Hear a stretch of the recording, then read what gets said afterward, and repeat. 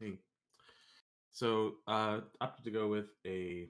I started to look for a run that was quick, but either they were all like 3-4 hours long, or it was like 480p or some shit. So I decided just to use one of our runs from private server. Private server is actually pretty good. So there'll be a couple of differences on the private server that aren't the same as retail. I'll kind of go over those when we get to those. But I'd say like 98% it's mob positioning, patrols, and everything is pretty much the same as um, and for the most part the bosses too are the same as it is on TBC Classic. So um, so we'll go through it. If you guys have any questions or anything, we can stop at any time. So I'll be talking a lot, but if you want clarification or if you want to input something, that's totally fine. So, uh, but just make sure everyone no one has any issues seeing the screen, right? I think I see an issue. I see a Monath in there, and a Palm Mm-hmm. Grenade, and a Meow. Mm-hmm. Where's the yellow ones? Mm-hmm. Mm-hmm. What are those weird things on the ground? On the ground. Green, blue, purple. Totems. What are those? Mm. They're Julia. Oh, your name's Ham? So this is Mhm. this is I guess a speed run. We just wanted to do it quickly. This is not like a optimal group that we put together. It was just 10 people in the guild, and we had no plan. We just wanted to do it, I guess, faster than we normally do it. So that's why it's a speed run. But it's not like I think it's the only speed run we ever did. So all right. So first hallway here. This is right at the entrance as you come in. To the left is the stable area.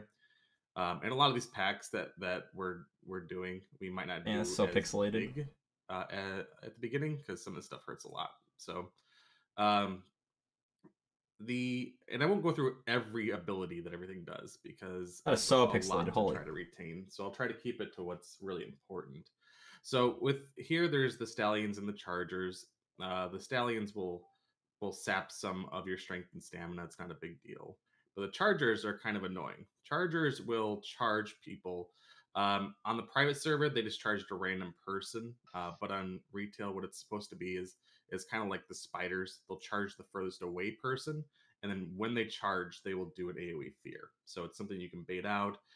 You can also have tremor totems to mitigate that, but just something to keep in mind. Not something you have to be super concerned about, but you don't want all the healers feared with no tremor totems because it can be pretty bad, especially if you do a big pull.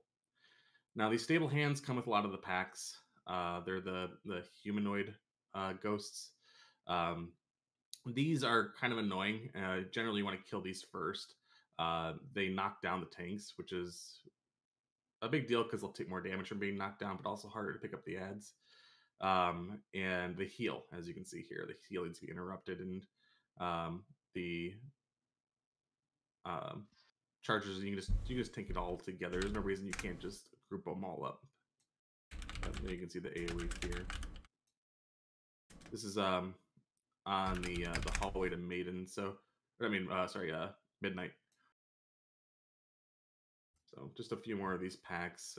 It's not a big deal, but you just want to make sure that you're pulling these back, because if you do get feared into the next room or further down, then you get another pack, and then that just causes a wipe, which isn't the biggest deal in the world, but something you want to try to avoid if possible.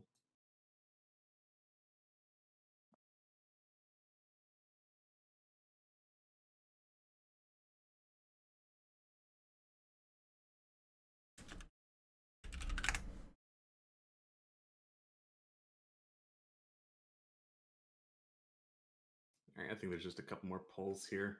I'll kind of start going over Midnight because it's right there in the middle. Midnight's actually neutral until you pull it. Midnight's a skeletal mount, and then shortly after you pull it, the boss as well will spawn a Tomb in the Huntsman. So it's like a 2 boss fight essentially. You only need 2 tanks for it. The horse itself is not a big deal. It does like a stomp. It's just it's kind of whatever.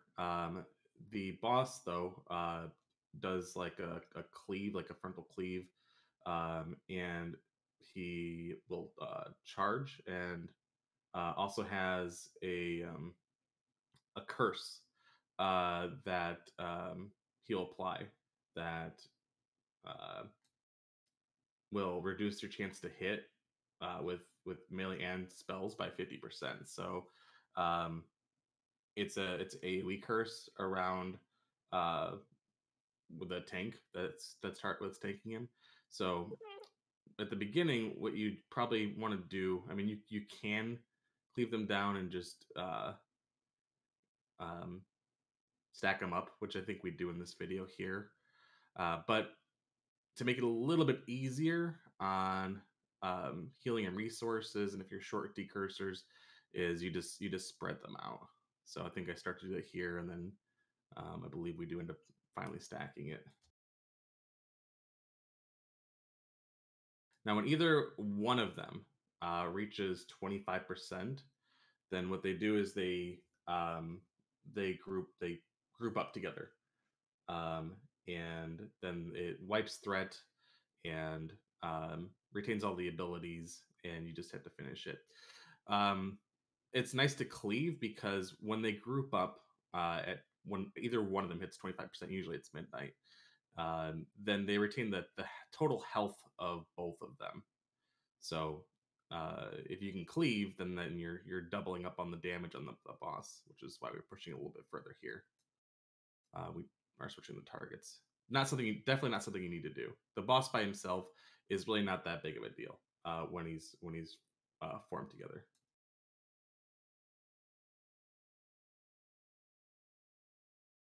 Yeah, the only issue with him forming, honestly, is just that it's a threat wipe. That's it. They As long as you're stopping DPS and you let the tank pick it up, it's no big deal. He doesn't get like any new abilities or anything.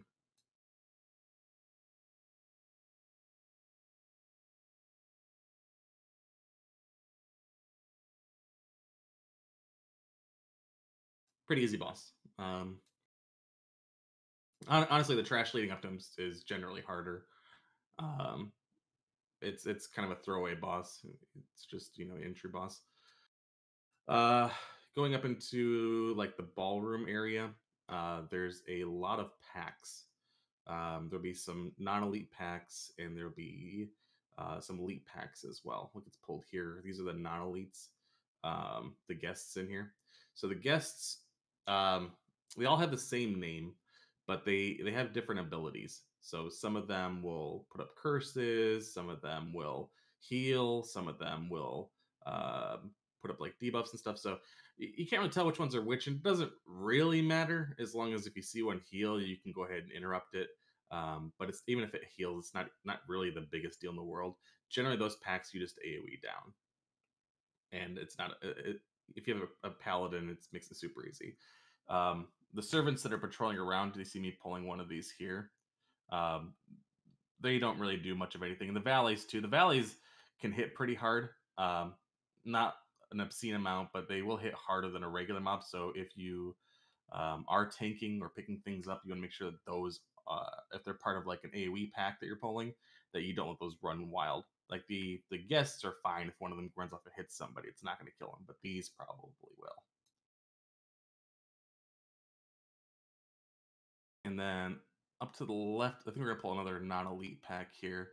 But if you see up to the left here, yeah, where there's the attendants and there's what is this called? I think a retainer here. Those are the elite packs. The attendants themselves, there's like 5 attendants and a retainer. Attendants are not a big deal. They're elite mobs. Um, you really just tank them up. But what you need to do is the retainer, that's the one that's marked skull. That one you have to kill right away. So you might want to AoE, but you need to kill skull first before AoEing, because the skull does a couple of annoying things. One, he does a mass dispel, which is not a big deal, but having your buffs wiped out and having to reapply them is pretty annoying. But he also does a mind control that you can't dispel. So he'll mind control somebody, and let's say you pull and you have a prop paladin picking up all the ads, and that paladin gets mind controlled, then it's a big deal. Oh, we do a double pull here, actually, looks like. So I have to make sure that we're always killing the retainers first. Yeah, there goes the mass dispel. Sorry, I had You to can see it adjust just it. takes everything off. Versus streaming is a little laggy, so it's not like a regular. It removes all of your buffs that I pulled up the actual VOD that he's using, the YouTube reference, which I will link in the comments below when I export this as a video. And just to confirm, you guys can hear me, right? Yep. No Okay. questions. And this area is not a big deal generally, especially if you have a paladin. If you don't have a paladin, it's still fine. But there might just be a couple of mobs. So if you're in a group that doesn't have a prop paladin, you probably want to have like melee trying to target different non-elite mobs if there's like a one of those packs coming, just because it's fine if one of them hits you, but you don't really want them running around hitting healers. Next room here, this is Morose here. We'll get to it in a second. Gotta clear the room first, but this is the next boss. Probably the first, like, I would say he's maybe one of the harder bosses in here, just because there's a lot of control and a lot of randomness that can be affected by just the spawns. So Morose, he's always there, but he has 4 ads that come with him, and those ads are random. So there's a pool of 2 priests, 2 paladins, and 2 warriors. So it's a holy priest, a shadow priest, a holy paladin, a ret paladin, and an arms warrior and a prot warrior. So among those 4, or among those 6, there's 4 that will randomly appear, and it stays the same for your entire lockout. So if whatever you get is the luck of the draw. Some of them are a little bit easier to deal with than others. Some combos are kind of annoying. So we'll kind of go over that a little bit, but just so you can see that the ads there are different. This next room has, I think we finished pulling the rest of this room here. This is all the same mobs that we've been killing. The next room has like some banquet tables with some more of the guests that we pull back in LOS pull. The different mobs in the next room are there's skeletal waiters, so there's like skeletons. Those, I think I do a really dumb pull and get myself killed, but the skeletal waiters are the ones I have marked there. They patrol, there's like 3 of them. They put a debuff on whoever is tanking them, and randomly you will be affected by a different debuff that will turn you into a skeleton and set your armor to 0, which means that you just get killed almost by anything at that point. So it's kind of like the ZG debuff where you get it on you with the spider boss, where you'll have it on you, but it doesn't always do anything. But sometimes it'll knock you down, and sometimes it'll like disarm you. Same thing, except instead of that, it just sets your armor to 0 and turns you into a skeleton. Yes, where I try to pull 2 of them and they get clobbered. But you can see it in action. So generally what you're supposed to do with these is, 1, don't pull 2 at a time. But 2 is you can stun them and you can also slow them. So what you want to try to do is avoid getting the debuff on the tank at all if possible. And so you pull, you get some, you stun it as soon as possible. Tank dump lays in some threat, and then you like will frost shock it or earthbind or whatever. You'll slow it so that they can just kite away and you kill it. They don't have a ton of health. They are elites, but that should be sufficient. Maybe even just a follow up stun. If you don't really have any stuns in the raid, really, then you could also just have someone else taunt it, get the debuff, and then have it go back to the tank. Because you definitely don't want that on tank, otherwise you're going to have to wait to pull. There's only a few of those, not a big deal. If anything, it just slows down your raid. If someone dies, it's not the end of the world. The stewards here. So I'm taking 2 of these because I'm wearing like some T5 and some T6 gear. These you don't want to have one person tank two. So you don't want to pull like the way that we're pulling here. This is just because of the type of run we're doing. You want to have two different tanks on these. So these will get you drunk. I don't remember what the name of the ability is, but they will like douse you in wine or whatever. And that one gives you a really annoying drunk screen effect, but it also will stun you and also prevents you from like evading, so you can't like parry or block or dodge or anything. So super annoying. You don't want to tank two of those because they hit fairly hard, if especially as we first go in. So all right, now what do we have here? We have, it looks like we have the Arms Warrior. We have no, that's the Holy Priest, I believe. Yeah, it throws me off. The Holy Priest wears black, and the Shadow Priest does not. I think we have it's both the holy ones there. yeah, and that's a Holy Paladin too, and a Ret Paladin. So, the if you have either the priests don't really need to be tanked. Like melee can just lay in. If you have a melee DPS, they can just lay into them. They don't really hit hard, and they're going to spend more of the time casting than anything. Usually, want to kill those first because they die quickly. They have less health than some of the other ads, less armor, obviously because they're wearing cloth, and they're also more annoying with just their general abilities. So you just want to get rid of them. So usually you just will delete those. The thing we do here though is that we have the server here. The Arms Warrior is really beefed up. I don't think it's this hard on, because I watched a couple of the people running Kara, and the Arms Warrior doesn't seem to be as big a deal as the private server. So this is one of the changes, is that on here, this Arms Warrior does a ton of damage, and when he whirlwinds, people just die. So we opt to kill him first, and then the Ret Paladin second. So everything but the two warriors can all dispel.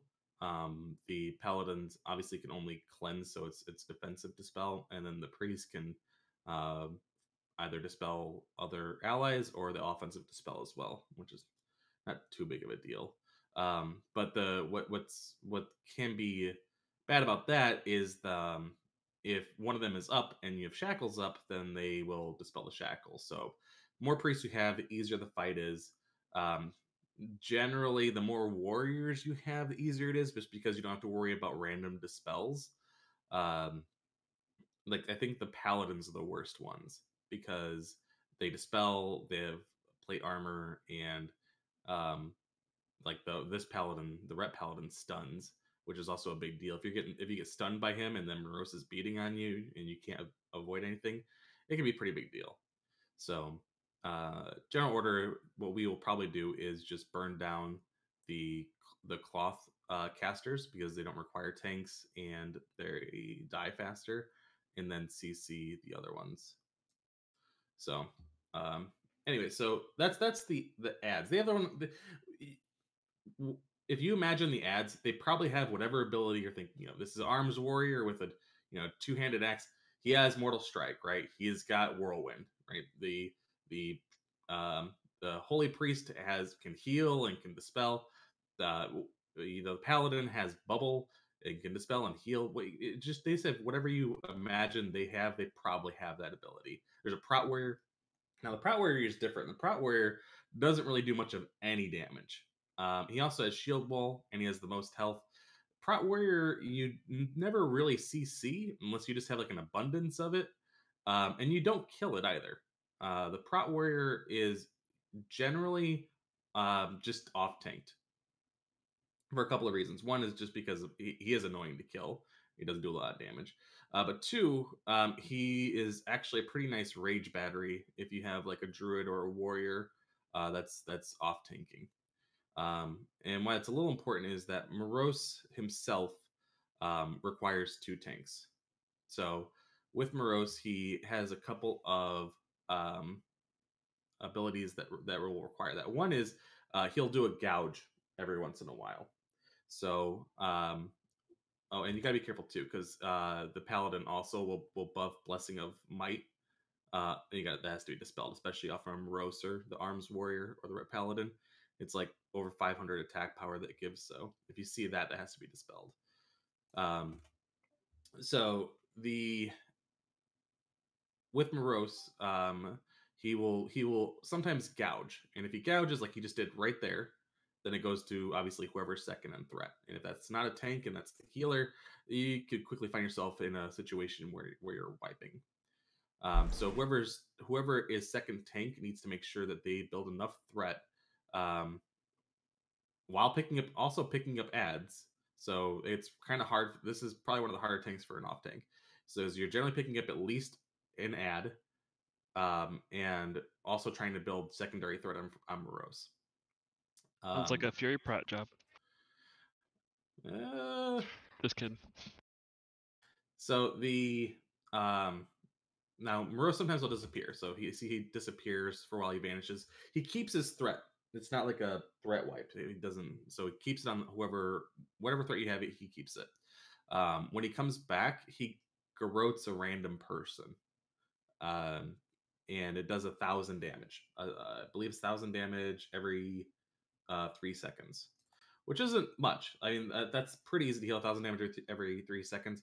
But it's every time he disappears and it comes back, it's another person. And with dealing with other ads, maybe you had the Shadow Priest that mana burned the healers. Maybe someone died because the second tank didn't have threat, and so Morose ran off and killed like a priest or something. And our fight will probably not be this fast because we will have entry gear. Maybe we'll be able to do it at the same speed because we don't have like an optimal group here, but the it can add up, but it can be removed with physical immunities. So it can be removed with bubble. It can be removed with blessing of protection. It can be removed with ice block. So those can help. Actually, loofah does not work. Oh, really? Yeah, they tested it. It doesn't work. They fixed it, right? Yeah. So does not Never work. mind. But you're right. It did work originally, but they went with a later version on it where it does not work. So the thing you generally want to do is take it off of the healers. So if a healer gets hit with it, you just want to take it off of the healers. You always want to leave it on the tank because it will break the gouge, and you're healing tanks anyways. So if it's on a tank, leave it on them. If it's on a healer, that's probably your cue to take it off of them. If it's on a DPS, I would say probably more likely you want to take it off of a ranged DPS, just because if you had like chain heals are a lot more efficient when you're chain healing, just like all the tanks in the melee. So Yeah, and on that range, if you get it and it's not removed, you can creep in halfway to melee range, so you get chain heal bounces from the tanks. It'll help the healers a lot.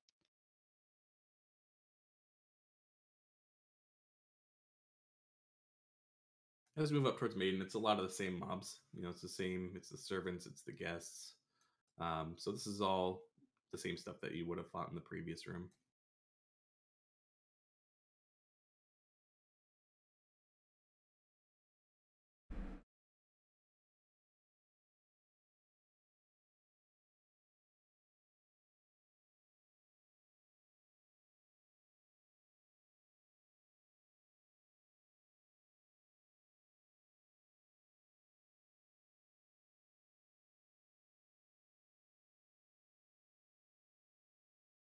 And having a prop paladin here makes these pulls a lot easier too.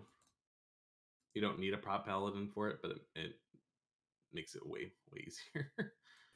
Does this original video have like comms on it? Yep. You might want to watch it with comms later. That's fine. I can link it. All right, this is the hallway towards Maiden. These guardsmen here are not a big deal. They just spawn phantom hounds, and the hounds themselves are just pets. They don't really do much of anything. It's pretty inconsequential. Now here I do remember we make a big mistake. So there are a group of those guardsmen again. There's a group here. I forget what these guys are called, but they ranged attack. They're also not too big of a deal by themselves. And then there's another patrol of this group here. This group's not a patrol, but there's a patrol that has mobs from this group. So these are concubines, hostess, and mistresses.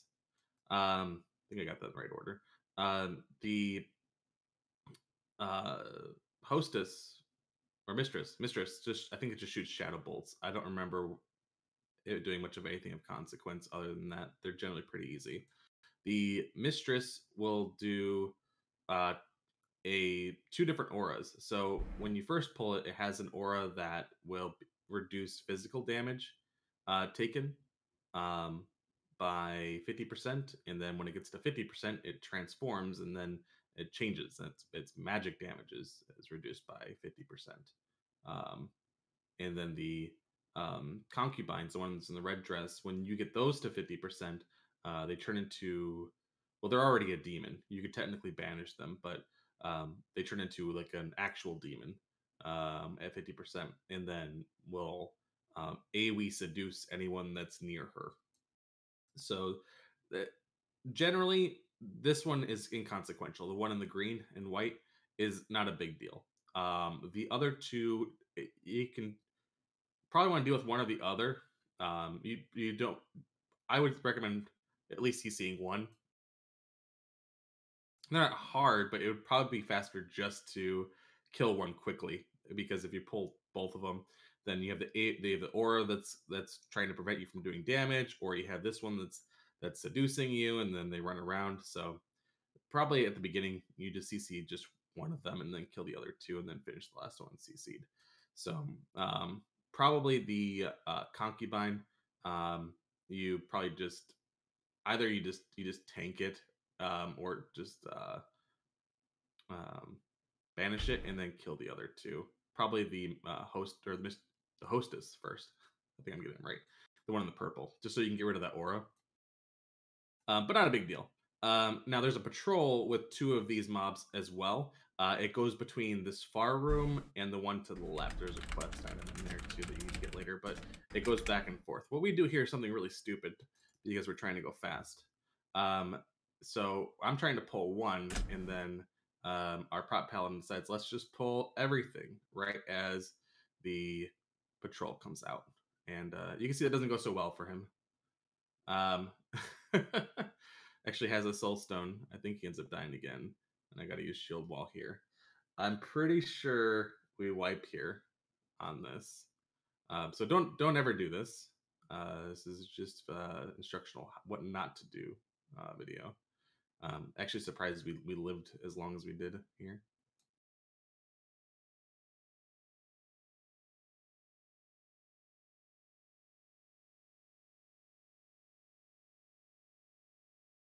Yeah, so that's like 4 groups all at once.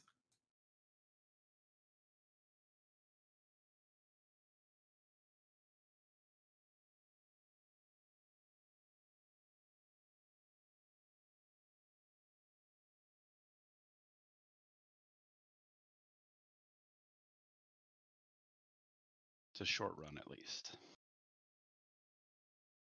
Yeah, in the beginning the run's really short. Later on, not so short.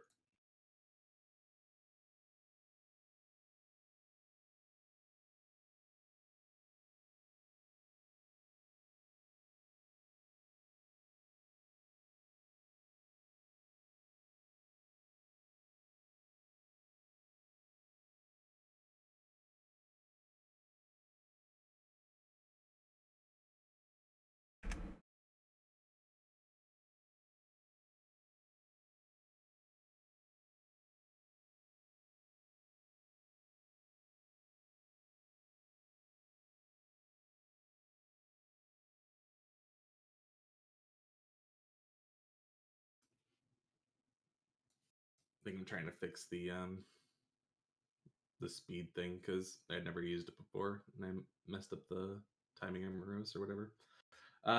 Anyways, the next boss, like I said, is Maiden of Virtue. Pretty simple boss. it is one of those bosses that you could always just die to, because she has a couple mechanics that just can just wipe you. But overall, she's probably one of the easier bosses. Um, so she's going to be in the room right at the end of the hallway here, but I'll start going over some of the abilities that she has. So, like a lot of the bosses in Kara, she's immune to taunts. You need to be careful not to pull threat right at the beginning, otherwise it's a big mess. She will drop a consecrate on the ground the whole fight.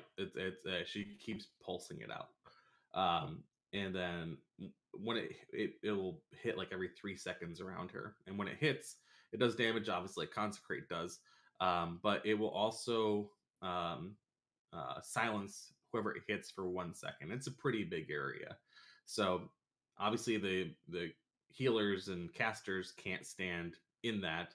Otherwise, they will only be able to do very short casts and only intermittently, because there'll be a second every 3 seconds that you can't even start casting. So, not something you want to be standing in. Now the melee have a couple of issues. One, obviously, they're taking damage, but there's also a holy wrath that she does, like a chain holy damage spell that is kind of similar to the snake boss in ZG, right? Where it just, the more people it hits, the more damage it does. So I have to be really conscious not to just have too many people within range, or that will wipe the raid. So it's cast on a random target, but I believe it's only a random target within melee range. I don't think she ranged targets it on anybody. Now, then another of her abilities that she does use on ranged people, or really anybody, is Holy Fire. This is one of the abilities that can just kill people. It'll do a bunch of damage and applies a really heavy dot. So it can, from what I remember, be grounded. So if you have grounding totems, it's really nice to have. But if you don't, then it needs to be dispelled quickly, because it will. I think it does like 3 or 4,000, and then like ticks for like 2,000. So for like 12 seconds. So if you don't dispel it and someone's not in range to heal you, then that person's probably dead. Not a big deal. Just make sure that people are conscious of that as a healer. So now one of the one of the other abilities that can just wipe you if you don't handle it properly is repentance. So approximately every like 30 seconds or so, she'll do repentance, and part of the issue is that it's not a hard timer. There's like a minimum cooldown timer, and the boss can do it really anytime after that. It'll hit the whole raid, and everybody gets slept for 12 seconds. And obviously, you don't want all of your healers to be repentanced. Something nice if you have a paladin, you can use blessing a sacrifice to wake yourself up. You can have people step in as it gets close. See, Meow gets hit here a little too early, and he can't cast. But you can try to move him right as the timer's coming up. But you gotta be careful. Like if you look here, this is really dangerous. If you look at this, like if the Holy Wrath like hits like me, and then it chains to the melee, and then chains to Meow, and then it is this. If a Holy Wrath hit, this would hit pretty much everybody in the raid if it hit right and it bounced correctly. So you gotta be very careful about doing that.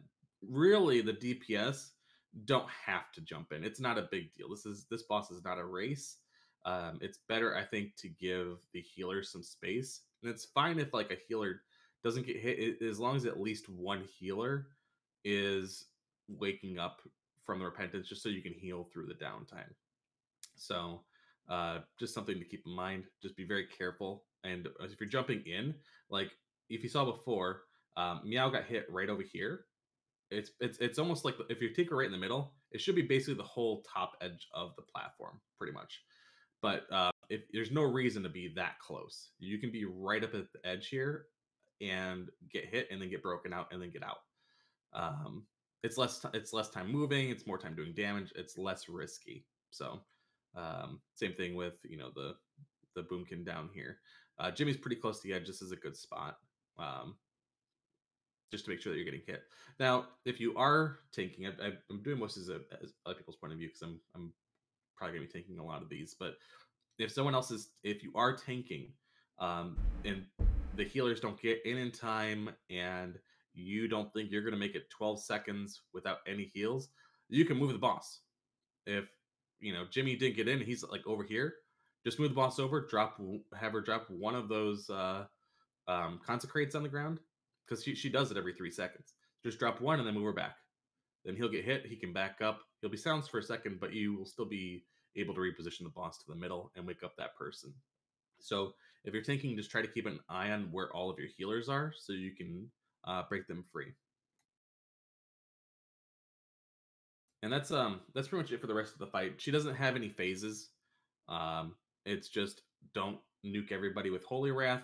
Make sure you're dispelling or absorbing the Holy Fire, and just have a plan for your repentance. So, like I said, it's not too big of a deal. She's fairly easy. Any questions or additional input?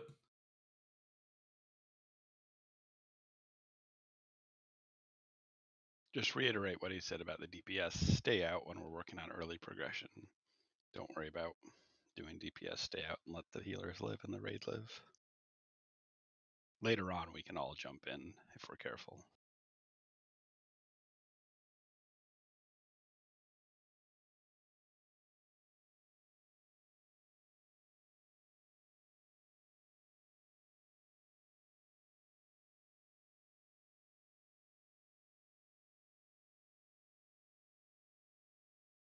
Oh, I think we're trying to skip here.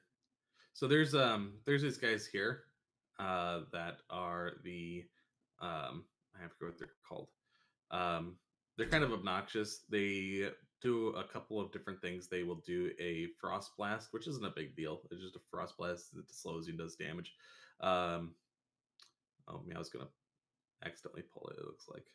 Okay, so it's the skeletal ushers. That's what they're called. So what they also do is um, like a ice block attack. And you see it's on me, kind of like the one of the boss in Undead Strat. It doesn't last as long, but he'll entomb some of the tank in ice. It can be grounded and it can be reflected. However, when he does that, it drops threat. So even if you reflect it and even if you ground it, it will still drop the threat on the tank. So you need to be ready to account for that.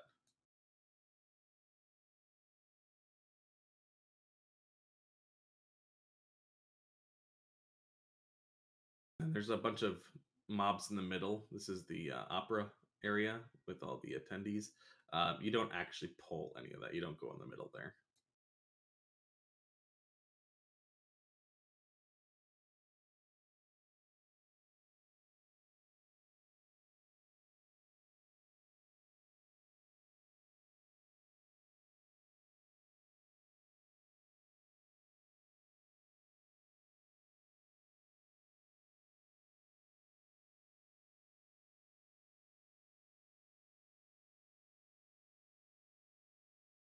And you guys stay right like he is here so that you don't accidentally pull the middle. Yeah, if you don't hug the wall, then you'll probably pull at least some of them. And they're not that bad to deal with. It's just some of like the previous mobs you've already fought, but you don't want to have to fight them. And if you don't have a good LOS spot, then some people might try to run out there to kill them, and that pulls more. And yeah, you just avoid that. All right, spectral performers. So these do a couple of things. One of the things you'll see is a very visual spotlight. Looks like the like the moonstones or whatever they are that you put on the ground from the festival, the lunar festival. There we go. So when they're inside of that, they do extra damage. Part of the cool thing is, and it didn't work on this server, but If you stand in the light instead of them, you will do extra damage. So something to keep in mind if you're like a DPS is that once they move out of there, you can move into that. What they will also do is um, bad poetry. That's I believe, a sleep, if I remember. They'll cast that on a random person and put them to sleep. And then, yeah, pretty sure that can be dispelled, and I believe it can also be grounded. And then when they die, they also explode, which is fun. So just making sure that they're not in that light, because I believe the light amplifies that explosion, and make sure that people are not low when you kill them, which they generally shouldn't be. Other mob here is a stagehands. Stagehands will just like to throw shit at you until you get in melee range. They'll also drop a net, and it doesn't do it here, but the net is supposed to drop threat. So when they net you, they'll run off, and so I believe it just drops threat on the whoever they're targeting, not a full threat on everybody. So I believe you can taunt them as well. So if you're quick about that, you should be able to pick them back up. Otherwise, off tank needs to be ready just to get them if they get loose.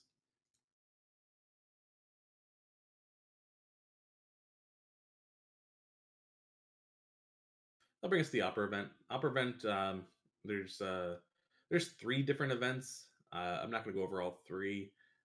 Really, the events are not that hard. So as we're doing them, we can kind of just go over the other ones if we happen to get those. It's pretty easy to explain. I would think probably the Wizard of Oz is the most complicated one, and maybe I'll post a guide about that or something. But it's not bad. So I think what comes up here is Big Bad Wolf. The fight is a single target fight. They're all based on like kids stories, right? So it's Big Bad Wolf. It's there could be a grandma. You talk to the grandma, turns into a wolf, and you'll tank the boss in a corner. I think where we do it is by the door. It doesn't really matter where you choose, but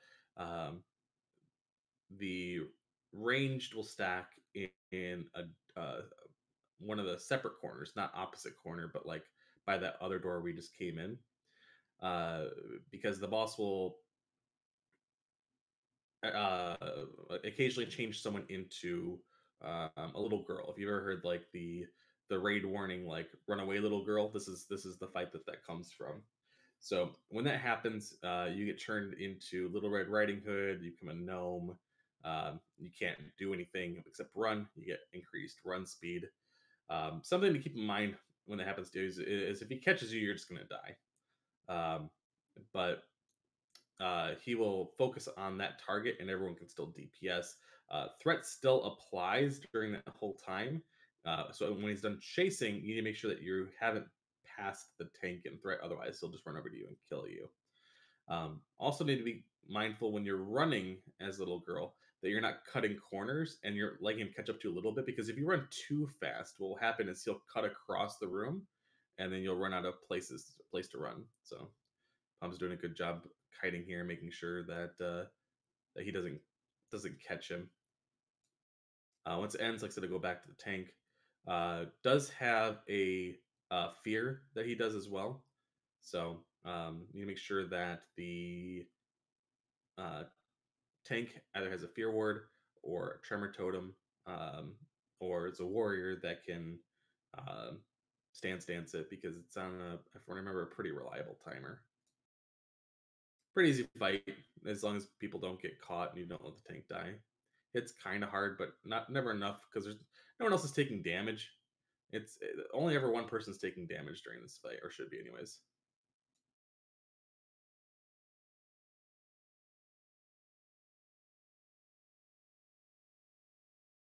Ruinous Sacrifice. I remember that being very good.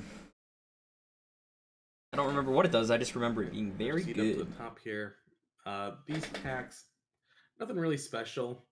They're just elite mobs. I don't remember exactly what they do, but it's not a big deal. I don't think there's any like super important abilities.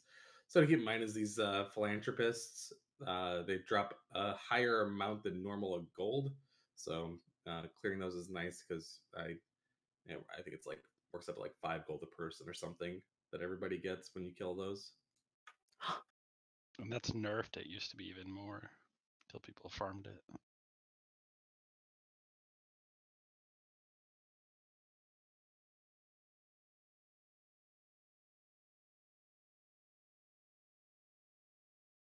I wonder if they'll require this section for logs or if people are going to skip it. You can't skip it. You can. That was just a private server thing. Yeah. So the what you're thinking about is going through the other doors, right? So the other. I thought we did it with soft resets back in TBC too. Oh, I don't know. Why the soft reset would take longer? Like if you're like speed running it, wouldn't that? I don't see a world where that would be faster. Yeah, I don't know. I definitely never speed ran it in TBC. Isn't there a thing about getting food buffs off those tables?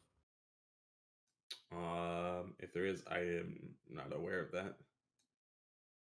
I feel like you're more likely to get food poisoning. I don't No, remember. that actually sounds familiar. It's fun in retail. You do the reverse. You go in through the side and you have to go down. And it used to be like in retail, you could use a seesaw and go over the edge and skip the entire balconies. That's hilarious. So the reason that you can't skip, there's 2 doors that go to where Nightbane is. Those doors, you can go through them, but they have to be unlocked from the stairway side first. So you can open once you open them, then they're usable. Private server, they would just let you open it whenever, as long as you had a key and you'd killed the opera event. But that's not the case.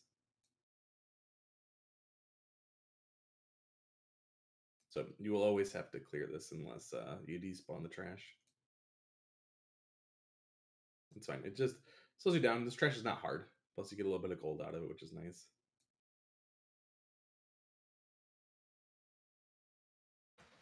Next boss is Nightbane. Could be considered the real boss of Karazhan.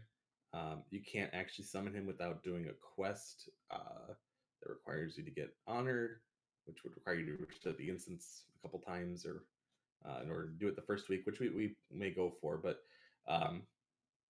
definitely in most people's opinion, the hardest boss in the instance. The way that we do it here is going to be pretty close to how I'm anticipating us doing it.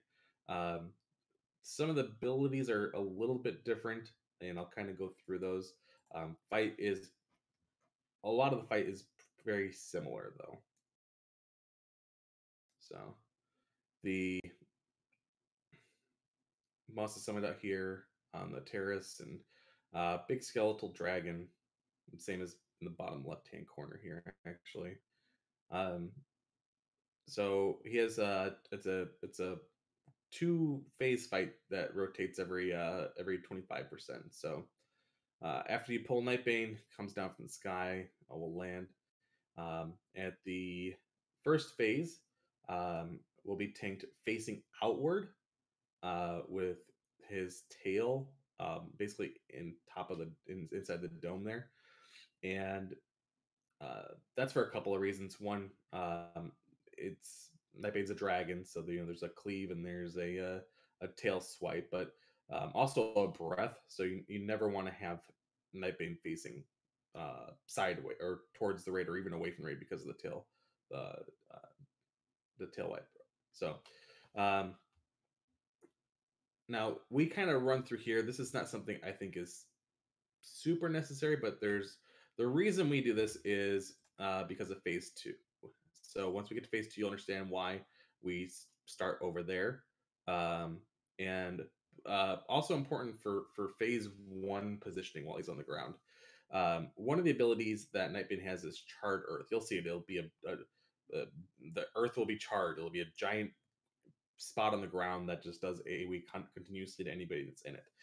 Targets a random person with that. So what we want to do is melee you can't melee kind of get screwed. If the target's a melee, you can't really go forward and you can't really go backwards because of tail swipe or cleave or the breath. So if the melee gets targeted, then what they need to do is run to the opposite side. They just run right through Nightbane and they'll go to the other side. And there's only ever one up. So if it's there and they get hit, they go to the other side. Well, then the next one hits them over there. They just run back through. So that's the melee plan. Ranged plan is you want to stack on the sides. I don't know who's in the middle here. Looks like a warlock. You want to stay against either the dome side or against the wall on the outside here, so that if he drops it there, then everyone can move to the opposite side. So the healers and the casters will just move back and forth together. You don't want to stand in the middle because if he drops it right in the middle, it's huge. It'll eat up like the whole area, and you'll have to move backwards, or if it's not enough really room for you to stay in range, if you get closer, which means you're with melee and you might get tail swiped or cleaved. So just make sure that you are standing against the walls, either way that you're doing it, and not standing in it continuously. So we'll also do this breath here. As you can see, the smoldering breath that leaves a dot and does damage. This cannot be dispelled. So this just does a good amount of damage to the tank, along with the cleaves and everything else that he's putting out. So you can see the size of that. Luckily, it dropped kind of towards the edge, so I think someone wasn't quite on the wall. But if it's right in the middle, that whole area is no good. And you either have to move up where Jimmy is. I don't think Jimmy necessarily has to be there, or you have to move like way back. So just be conscious of where you're standing on that. A couple other abilities. I don't remember the name of the ability. There's, see if I can look it up here. There's one that puts a debuff on you that reduces your chance to hit. That needs to be dispelled. Otherwise, it hurts rage generation. So just keep that in mind as well. And then there's a fear. That can be danced. It should happen rare. It should happen right on cooldown where the warrior can always dance it. But it's nice to have Tremor Totems as a backup in case it gets missed. Also nice to have it so people don't get feared if possible. So generally, you'll want to make sure that all of your healers have it. So every 25% of health, so here at 75%, May will go into the air and it'll start the second phase. So this will be part of this will be a little bit different than how we do it here. Now, what you'll see here is the first thing that we do is we all group up. I don't know where Ham is going. Everyone should be stacked here. The reason for that is that first thing that the boss is going to do is do this ability, Rain of Bones, and it's going to target a random person. And whoever it targets, it's going to keep firing there, not necessarily at them. It just uses them as a targeting location. So it's a small radius, and if you continue to stand there, it's going to continue to do damage to you. But you don't want to stand there anyways, because wherever that targets is where skeletons are going to start spawning. So there's going to be 5 of these skeletons that come out. So what should happen, hopefully you don't have a charred earth right here in a terrible spot, but what should happen is as soon as that Rain of Bones starts, the ranged and the healers and even the melee, honestly, because of the horror that they have, everyone except for whoever's taking the ads should be moving out to where I'm moving here. And then it's going to spawn 5 of these skeletons. We'll get to those in a second. One other ability that the private server didn't have that is on the TBC Classic or whatever, I'm not sure what they're calling it, but is Smoldering Breath. So this is an ability. Now the boss, when he goes into the air, he's supposed to do a threat drop. He doesn't on this server either when he goes into the air. So whoever has the highest threat, which is almost certainly a healer, will start to get bombarded with a physical breath that targets them, and just them. It's not an AoE. And also applies a fire dot. Does a ton of damage. Need to try to find a way to make sure that hits someone with more armor. Ideally, a paladin, or if possible, if not, then a shaman that has more armor, because it does physical damage, and a dot that can be dispelled, but the physical damage is a decent amount of physical damage. And so if it's hitting like a priest, or even a druid, they're probably dead. It does like on cloth, it does like 4k damage every second or two. And trying to heal that, plus what we'll talk about in a second with the skeletons, is just way too much. So now the skeletons themselves are kind of a pain in the ass. They're giving us a version of the skeletons that were only live for a few hours. They implemented them and then removed them with a hot fix in the same day, but they decided to give them to us. So these skeletons are, there's 5 of them that come out.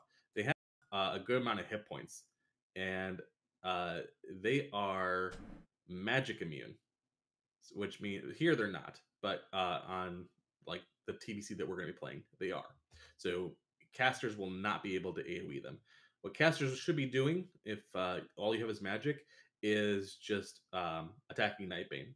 You should just be shooting shadow bolts and shit at Nightbane, because you won't be able to do anything to these skeletons. Or if you have holy water, you can throw holy water, because they're immune to magic, but holy damage is exempt. They can still be attacked or tanked with a paladin, for instance, with holy damage. So they each one of them have an immolation aura that does 1,000 damage. So if you have some melee, what you can do is pull one out at a time and have the melee DPS them. Melee will not be able to run in and just start cleaving down all the ads. They'll just die. With all that immolation damage, with the smoldering breath, you just won't be able to heal that. So what I will try to do, if it's in this case, for instance, pull one out, and then the melee can go in. Monolith's too scared. He's sitting back there. He doesn't want to come in. But you need to do that because if you don't, you won't have the AOE from casters to kill it. So what's likely to happen is that Nightbane will come down and you will still have those ads up, at least some of them, if you don't have enough physical damage. Hunters are great there as well. When Nightbane comes back down, it's also another threat reset, which the server doesn't do. So when he goes up and when he comes down, it'll be threat reset. So when he comes back down, you need to make sure that you're not DPSing. You're getting back to the positions that you're supposed to be at, and making sure that you are not standing in the middle like this. We run through here again. And again, the reason for this is so that it gives us room. If we have everyone over here, let's say we have everyone start over here, right? And melee over here. And then the boss decides that somehow we get a charred earth right in the middle, right? Then what we have to do is we have to run to the other side, which you can do, but the door is a lot closer there. There's a lot less room to maneuver if things start to go sideways. So that's kind of why we do this. I don't know if we're going to do the same setup, but some sort of stack and then move will definitely be in the cards for us. You also can't run really far away. Like, you can't run all the way to the other door that we came in, because if you go too far away, he will just hit the whole raid with like a fireball barrage and wipe you. So you can't just like run way off. Not that you would want to necessarily, but just make sure that nobody runs like way too far. Otherwise, he will just wipe the raid. But yeah, it just goes back and forth every 25%. Just does the same thing over and over again. Also, part of the reason why you don't want to be up here as casters, like, you can move up, sure, but standing here, as you just saw, Jimmy got feared, and if a cleave happened there, he would have died. You want to try to be farther back. All right. Once Rain of Bones starts, same thing, rinse and repeat. Everyone moves back. Paladin starts picking up the ads. I'm standing in the group to make sure that none of them get free. I'm waiting for all 5, and then if none of them are in the raid at that point, then I go and I try to pick one out. So here we don't do it because we're just AoEing it. We will not be able to do that until they, I'm assuming at some point, change it. But at the beginning, if it stays the way that it is now, we will not be able to AoE this, like I said.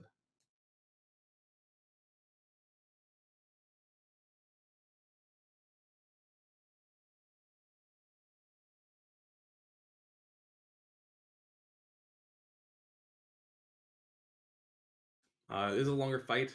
There's a lot of healing. So we will be running probably 3 healers, or at least 2 healers and a hybrid that can heal. Um, some of the raid may feel like you'll be wondering, why do we have 2 to 3 healers, because it will be not much to heal. And then some stuff like this, you'll be thankful that we do have those healers. um, but as time goes on, you may need less and less healing as gear gets better, people get more familiar with the instance. Hardest fight though. There's a lot of endurance. There's a lot of things that can go wrong. The hardest part's the air phase, just trying to get those skeletons under control. And the fact they're giving us the really shitty ones. I miss my rotation there, or my stance. But any other questions or input about the fight?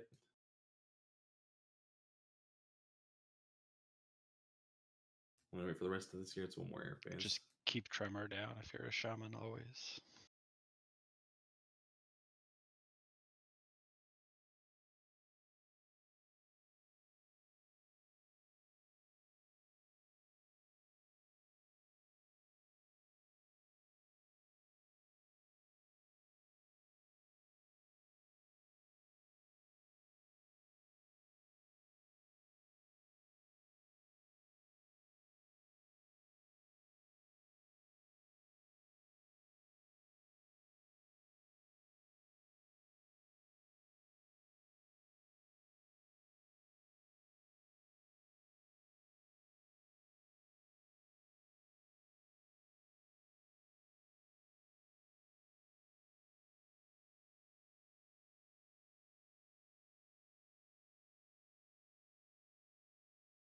I would just fast forward a little bit, but I'm worried it'll try to rebuffer, so let's let the fight finish out here.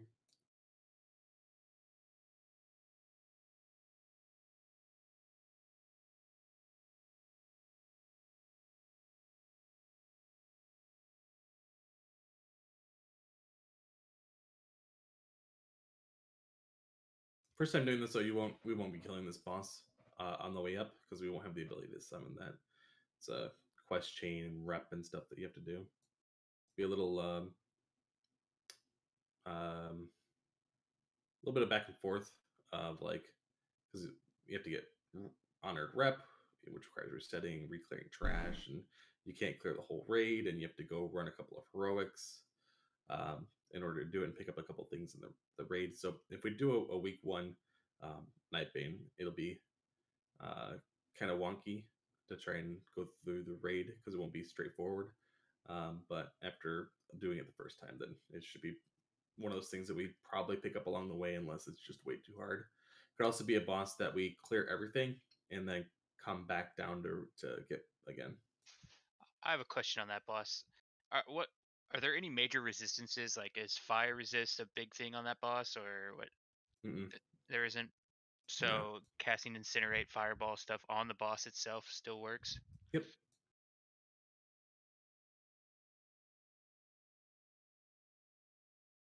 There's only a couple of bosses that are immune, and I don't think they're in the 10-man here. Oh, okay, gotcha. These guys are not a big deal. The souls here, they have like a shield. Speaking of resistances, they do have a shield on them that can be dispelled, that increases the resistances by a ton. So yeah, they just shield slam it off or dispel it. Obviously, has to do a cone of cold, as you can see. Not a big deal though. Pretty easy. You messed up your timer. You didn't do a split for your Nightbane.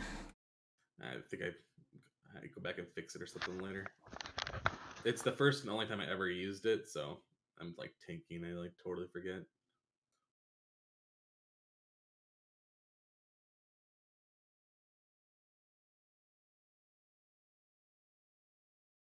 If you wipe on Nightbane, can you like have soul stones up, or does he pull immediately, or how does that work? He disappears. So if you wipe, then if you had unlocked it, which you should have, because we run by the back door right before then, there's a tower outside of Karazhan that you can run up, and it'll put you right there. So you don't need like a soul stone to like to res people or anything like that. You can just run back.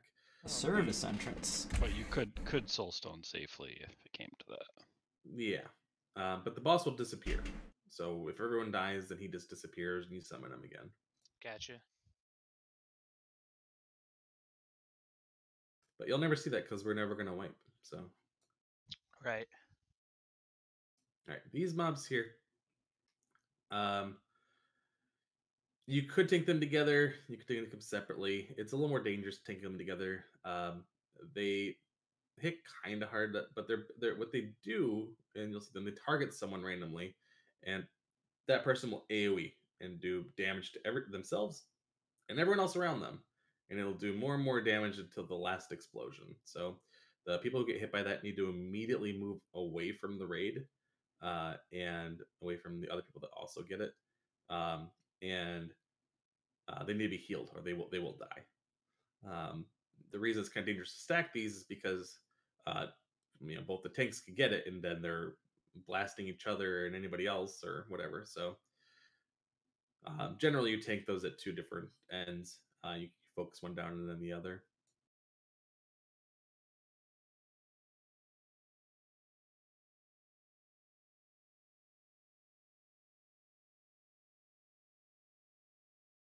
And then the next room here.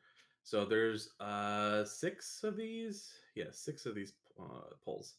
So these are your arcane anomalies with the little mana worms here. The mana worms will drain your mana. They don't really do much damage. The arcane anomalies, the big elementals, they will do an AoE volley, which you can see there. Also, they are kind of like if you've done like played StarCraft, like Archons. They have like no health, but they have like a ton of shields. So their health is their mana. As you damage them, their mana goes down. But it's all absorbed damage. So if you play a warrior, it's kind of annoying to DPS them because when you're doing absorb damage, you don't it's like attacking a priest with a shield up. You don't get any rage out of it. So generally as a warrior, you just want to just go after all these siphoners that are up. Also when the anomalies die, you can see this AoE on the ground. That's it shows up as a debuff, but it's actually a buff. It gives you mana every second that you stand in it. So after you're done getting mana burned by the worms, then you get all your mana back just by standing in that. So pretty easy pulls. I think you almost never lose anybody to these pulls. You probably lose people by accidentally pulling Curator, who patrols down the hallway and back.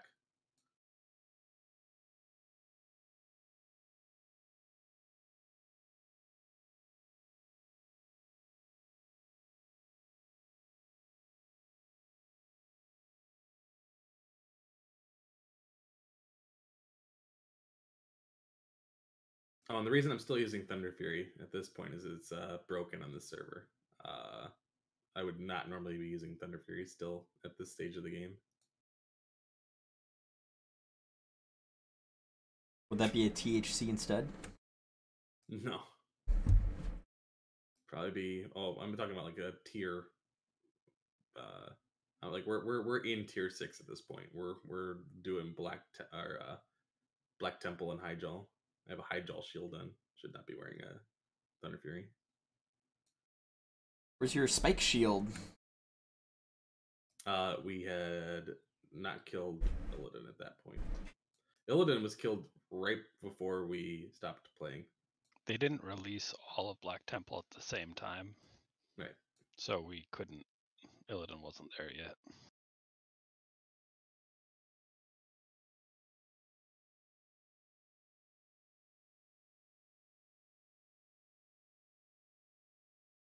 Who's playing Curator? But our first clear, I will likely be using THC unless I get a Sun Eater before then, which is unlikely.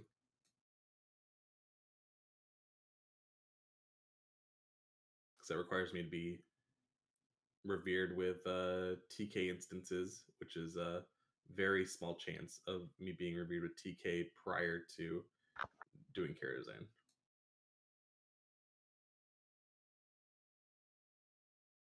So, anyways, probably should talk about the fight a little bit. So, first phase here with Curator, you can see he's dropping these sparks. The sparks just aggro on a random person, I believe. I know they can be taunted, but I think it's one of those things where they start with a set amount of threat on somebody, or they randomly drop threat. One of those two. Regardless, they die pretty easily, but you want to stay spread out because what they do is um, they do like a chain lightning, but it's like within like melee range. So the like who they hit first is like within melee range, but if people are too close together, then it'll start arcing through people. So range and healers want to spread out. The melee will try to kill it quickly. Anytime in between, you want to DPS the boss. Every time he drops one of them, he will lose 10% of his mana. So he's going to drop 10 of them.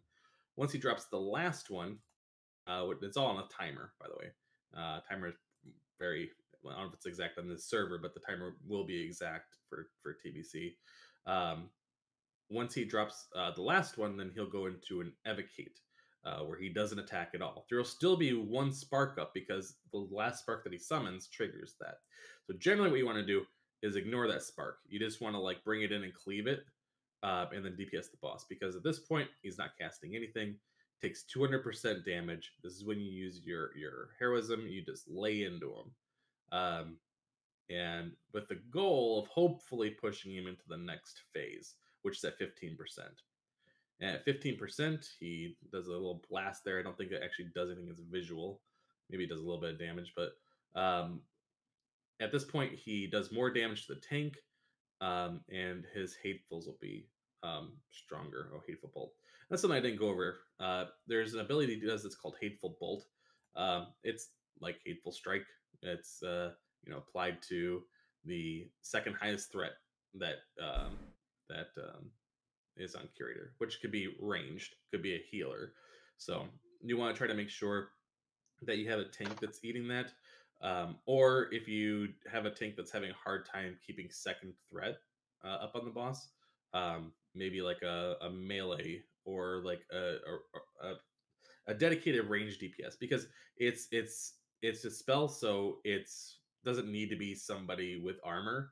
It could be like a warlock, but the important point is you want to keep it on someone that is the same. So you want the healers to know who's getting hit so that they know who to keep healed. So whoever that person is, generally will know who they're going to be, or if someone starts putting too much threat because they don't salve, you generally just want to leave it as that person if possible, and just have the healers know that every time that person takes a big dip in health, make sure you heal them. Boots of Illusion. So we do a little bit of a skip here. There's a lot of trash up until like the next boss. So these guys here, they're pretty straightforward. They do a good amount of damage. Every once in a while, they'll get a buff. What's it called? It's a Fist of Stone or something like that. When they get that, the whoever's tanking them should move away. You may be able to tank it, but they do like a ton more damage, and they move really slow. So once they cast that, they will run around towards whoever has the highest amount of threat for about 10 seconds, and then they'll go back to normal. So early on, you probably want to try to not tank it unless absolutely necessary. Later on, you can eat a lot more of those. I don't remember, but what's the point of looting the books? Is it do they give you buffs? Yeah. So from here up through the chess event, actually, there is books in the ground. There are a lot of books you can't click, but there's a lot of books that you can click. And there's 4 different books. One that's supposed to be for. I got them. I'm probably gonna leave them here and open them after Hawkins. Oh. Dangle, you're hot micing, by the way. I tingle. So the books, there's one that's for melee and physical, I guess you could say, hunters too. It will turn you often into a worgen, and you'll That's do what it is. additional shadow damage whenever you attack. It's a very good book. There's one for tanks that will increase your resistances and armor chance on hit. It's like a small chance, but if you're a tank, you get hit a lot, so it's up pretty often. Ranged casters, they get a book that does extra damage on your spell casts. I think it's not always. I think it's a proc. Like sometimes you do more damage with your spell casts.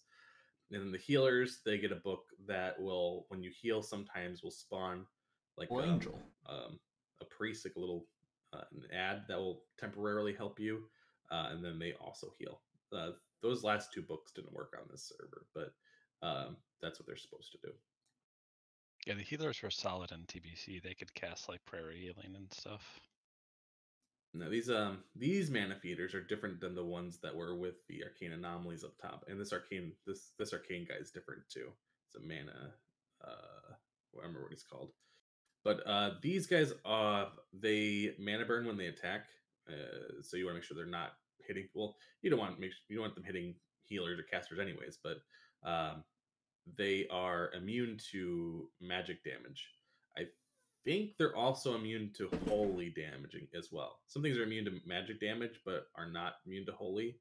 I think these are also immune to holy damage. So melee or hunters just attack those, or if you're bored as a caster, you can hit them with your staff or whatever.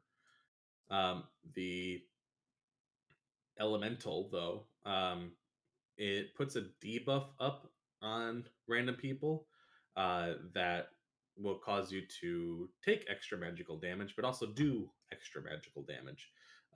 So this mana burn that the feeders do, it's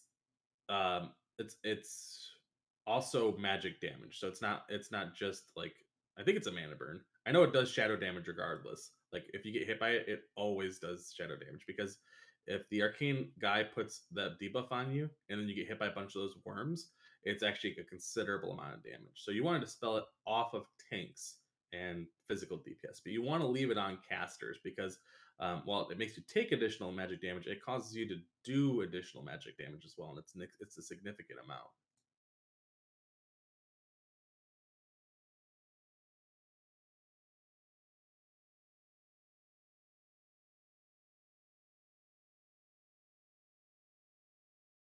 Yeah, the normal way to come down is you take this other ramp down when you come through, and you go to the left and you clear through here. You end up clearing like one more feeder pack, but one less robot or whatever going this way. It's also a little more dangerous. It doesn't really matter which direction you go. Biggest thing for this round is don't fall behind the group and pull extra stuff if we do any kind of skips.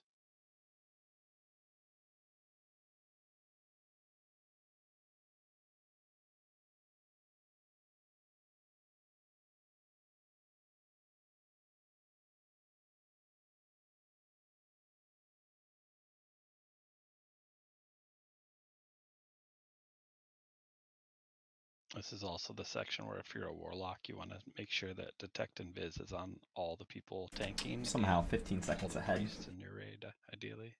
Why? There's invisible mobs coming up in the next room.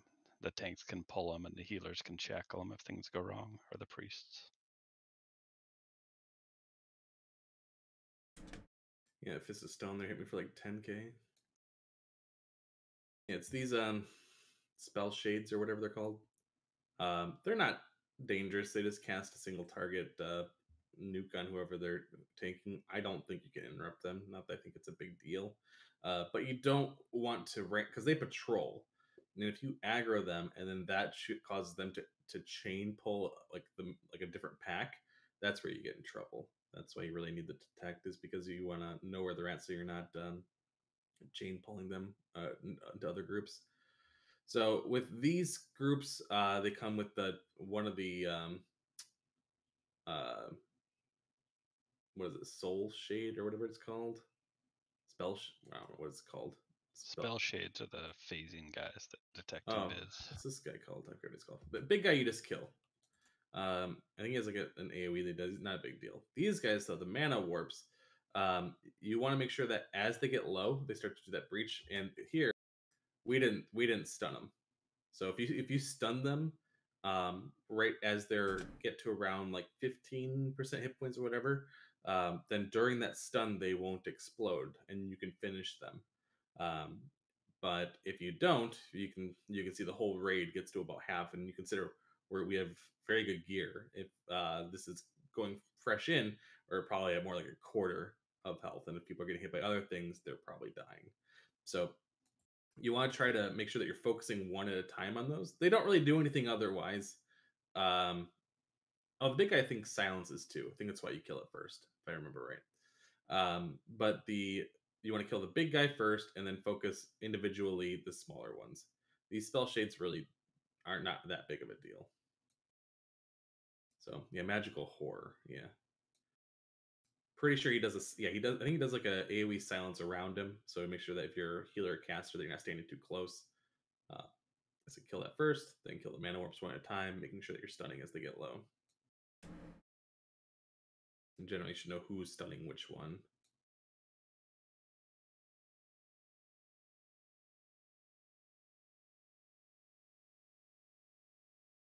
You can see it grows still, but it won't explode until the stun is done. Which is also important that you don't DR the stun with other stuns.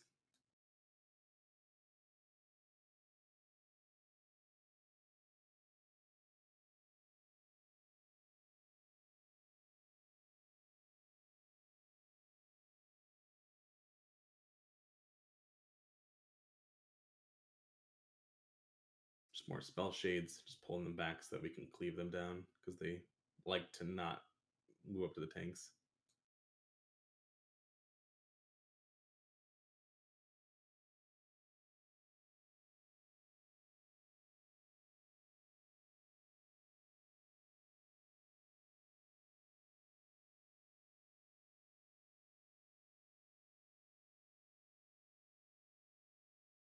These guys are highly magic resistant, so Curse of Elements is priority. It might take like 10 to 12 casts to get it on all of them, but it is worth it. Just only cast elements until it's on all of them, then DPS. This next poll that we pulled here, this is from the next room. They were just trying to pull it back. There are imps which just shoot fire bolts. They're not a big deal. And the shadow pillagers. The shadow pillagers are a little more annoying. They shoot like shadow bolts and curses and things. The big key is that they're in this room where I'm running into now, and they're all spread out. If you just run into that room, all of them cast, and it makes it annoying to tank them and group them up. So you generally want to pull them back to the previous room just so that you can collect them all and cleave or AoE them down.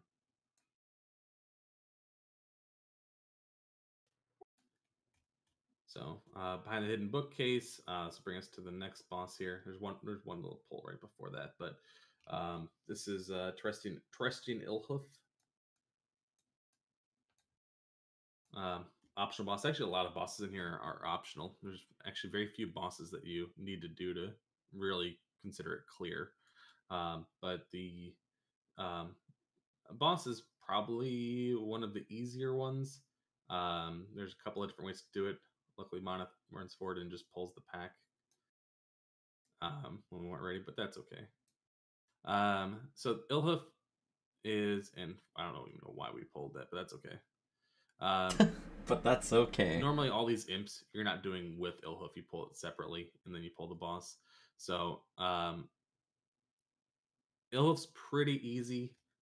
He doesn't have a lot of things that he does himself. He will like melee, and he'll throw a shadow bolt at the tank, but it's not a big deal. His like damage is pretty inconsequential. Just heal the tank really. But one thing he'll do every once in a while is he'll do a sacrifice, which puts a random person in the middle of the room, puts these big chains on them, and the chains are targetable. You can see the health here. So that person is incapacitated. I don't remember. I think immunities can get you out of that, like bubble and ice block, but I don't think you can get out of it any other way. But it will slowly kill the person that's in the middle, and as it's killing that person, it will heal Illhoof. So the longer they stay in there, the more that the Illhoof will heal. So that's always your top priority, is killing that. Now there was an ad that was with the boss Kilrek. There's like a bigger imp. You will see him summon here, Kilrek here. When he dies, or when he comes in, you want to focus him as long as the boss isn't like almost dead. Because when Kilrek dies, then Illhoof gets a debuff that makes him take more damage. So you kill Kilrek, and you kill the boss, and then if chains are up, then you kill the chains. Now you see the 2 portals back here. Throughout the whole fight, you can't get rid of these portals. They just continuously spawn imps. You could deal with that a couple of different ways. So the damage from the imps is not really significant. You could just have a prop paladin just stand in the middle of them and just drop consecrate, and they'll just keep aggroing all of them. Once you have like a dozen or so, you can just seed and kill them. They die pretty quickly. Alternatively, you could just have one warlock just seed the whole time as they're coming in, and then the imps will just continuously die. You'll do less damage to the boss. You'll do a lot of damage yourself individually, but it's going to be like almost all on imps. So either one of those ways is fine, and the most sustainable. The paladin's pretty much able to keep up consecrate the whole time, and warlocks, because they can tap, can just always constantly seed. If you don't have either one of those, it becomes a little harder fight. Probably what you're doing at that point is likely stacking the raid, and then once you get to sort of a mass of them, then if you don't have warlocks, you probably have mages. You're just gonna then just AoE them down, but you don't want to do it consistently because mages can't just arcane explosion shit the whole time.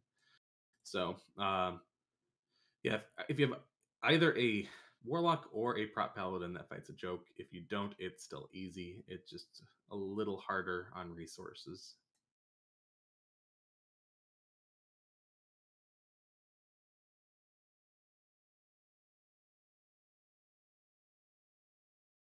Luckily, like that, it's just one trash pull, and then you go right into the next boss. So it's more of these spell shades here. So I'll start talking about the next boss. Next boss is going to be Shade of Ron. Medivh's dead father. Spoilers. Whoa.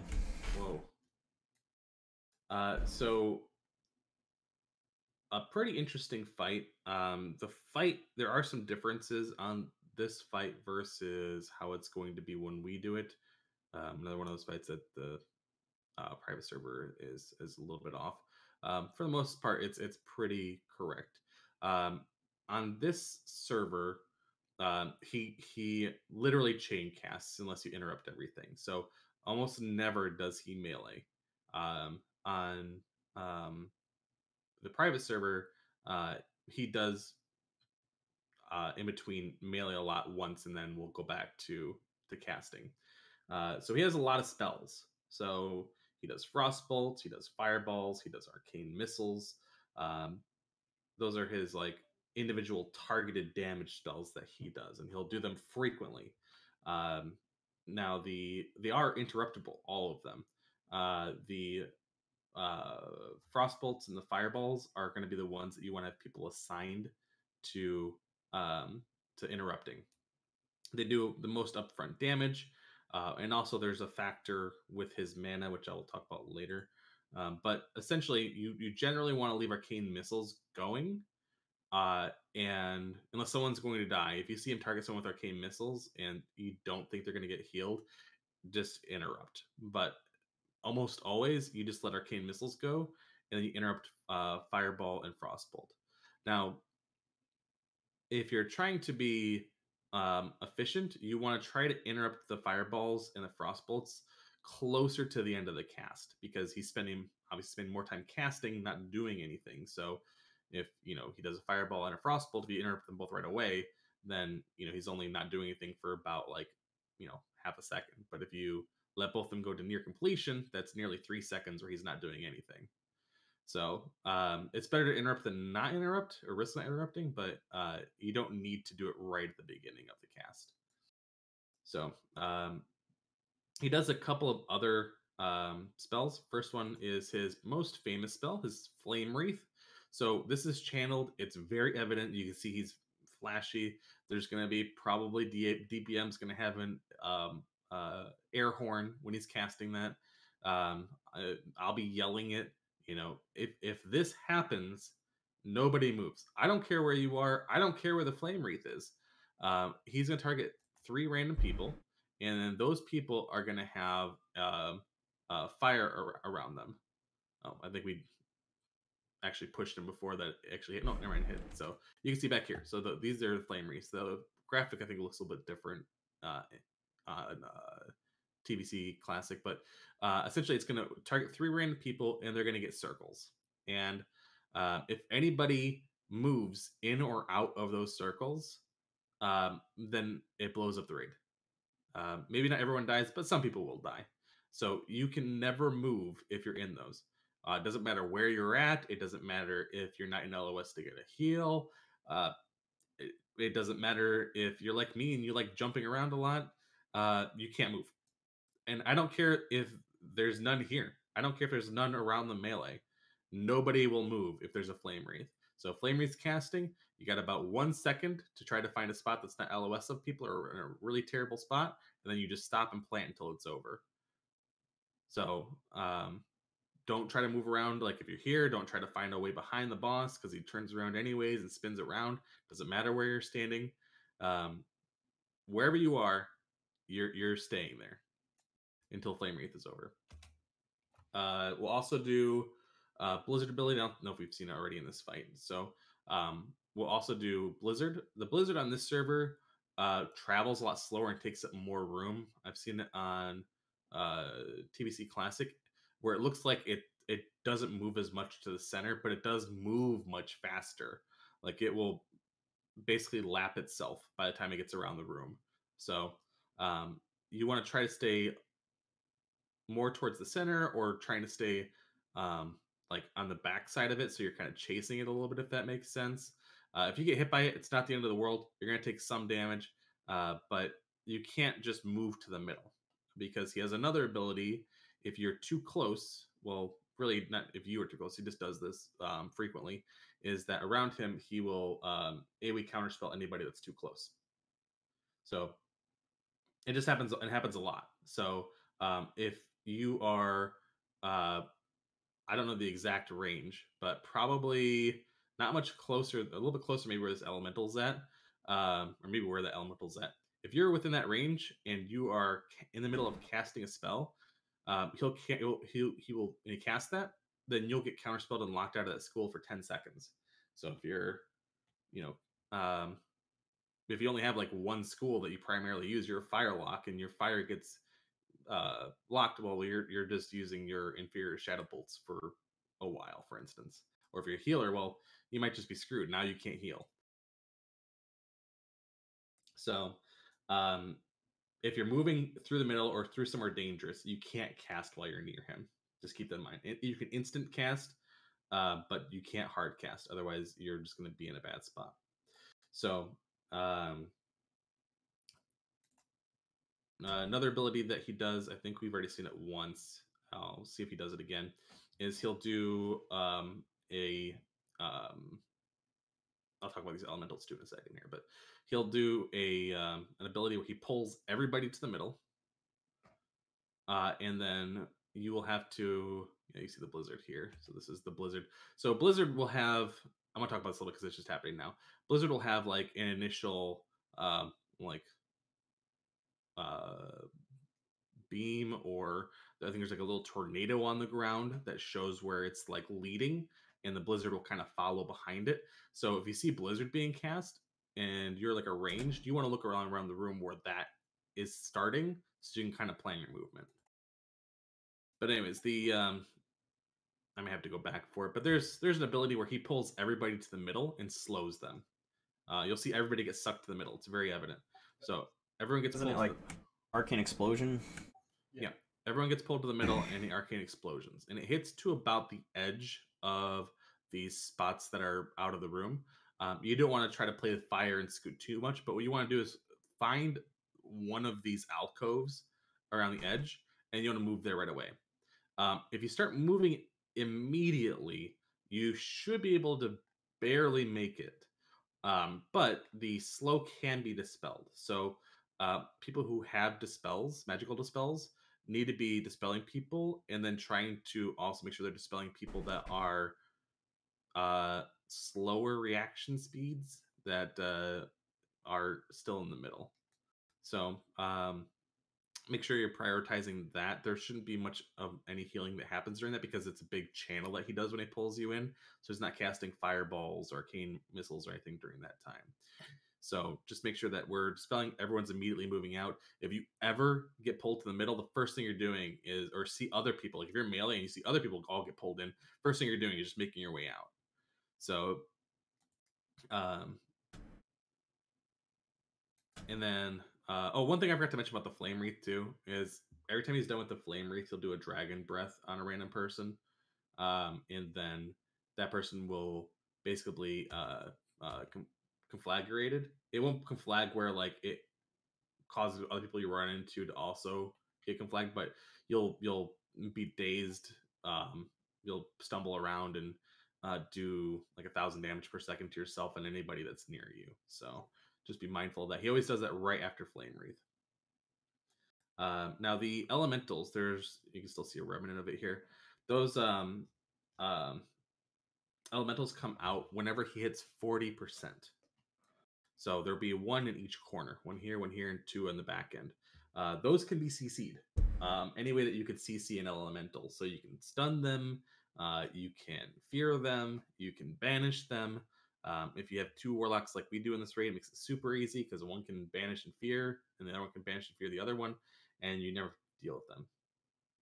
If you don't have sufficient AoE, you're probably killing the ones that you can't CC.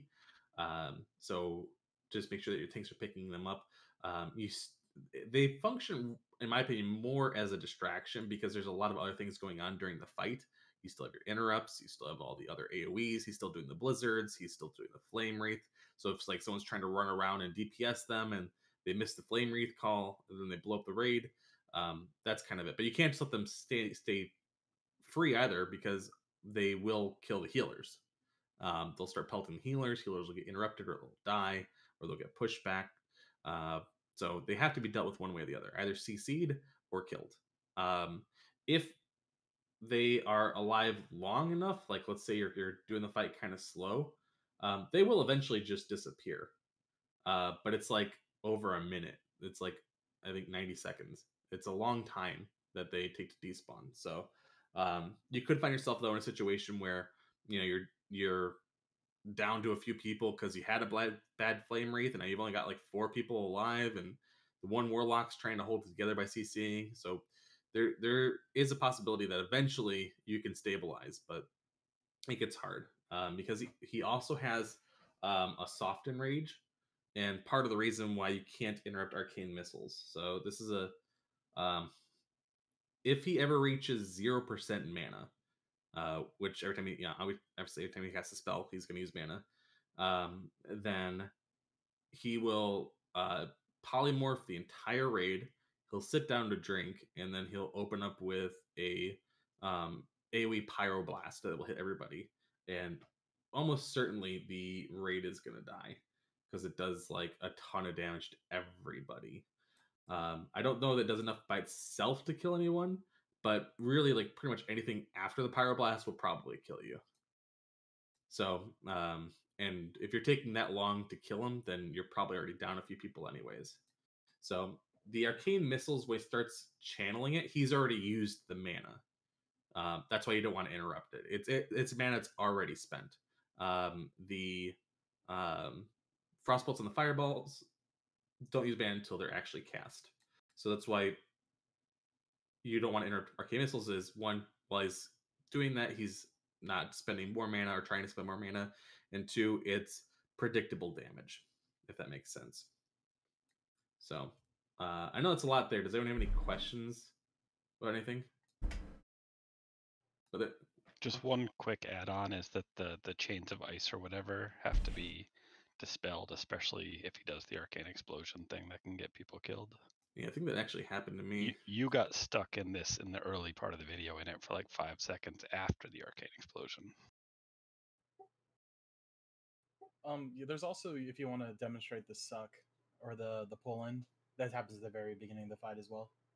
Yeah, I think it's right here. Yeah, see, everyone gets pulled in there. If that happens, everyone makes their way out.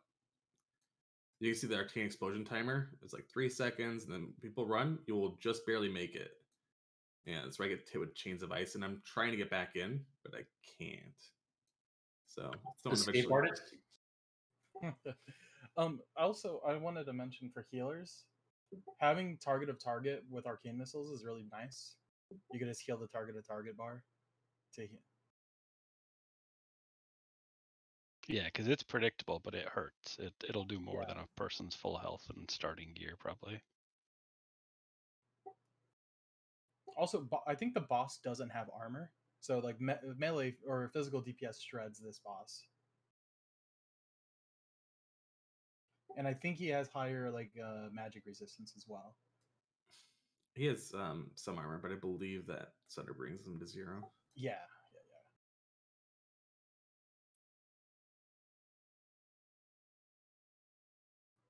And I also don't think you mentioned that you don't need like tanks can just melee and dual wield and put on their DPS set. As long as you're putting out enough threat to hold threat, because he will run around. It's not like private server. He will. Oh, run is around he people. casting? Okay, or is he meleeing? Yeah. Oh, okay, for sure.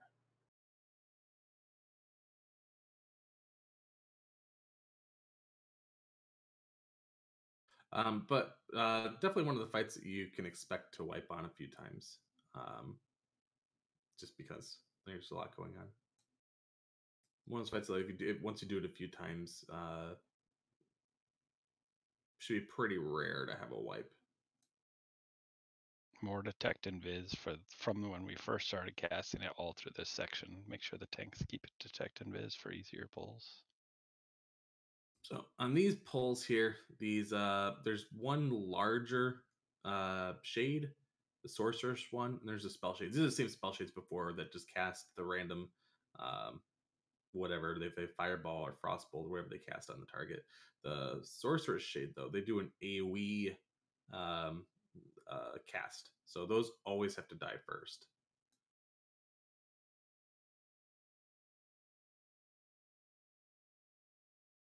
And for you guys that played on private servers, there should be a lot more books than we're used to.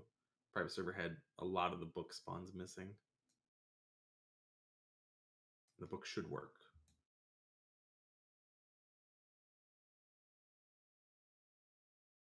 Yeah, always kill the sorcerer's shades, and then the spell shades don't really matter too much. Like you probably don't have this many and keep pulling like we are, but because the damage will add up. As you see, I did very low, almost die there, but they're with only having 3 of them, it's not a big deal. You don't want to have 6 like this though.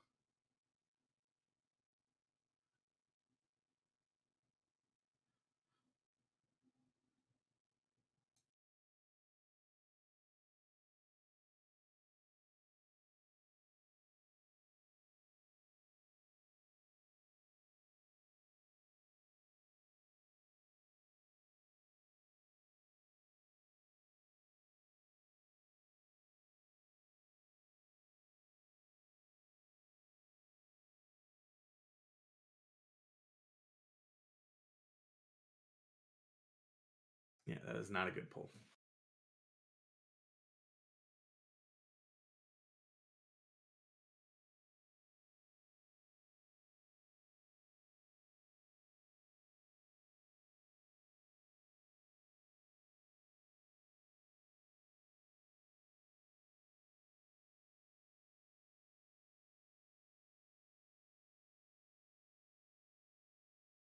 Now the next mobs, I think this is all the shades now. The next mobs that we fight will also be different than the private server. So they're the thieves, spectral thieves or whatever. There's the room up ahead. Maybe we didn't clear everything up above here. Oh no, we did.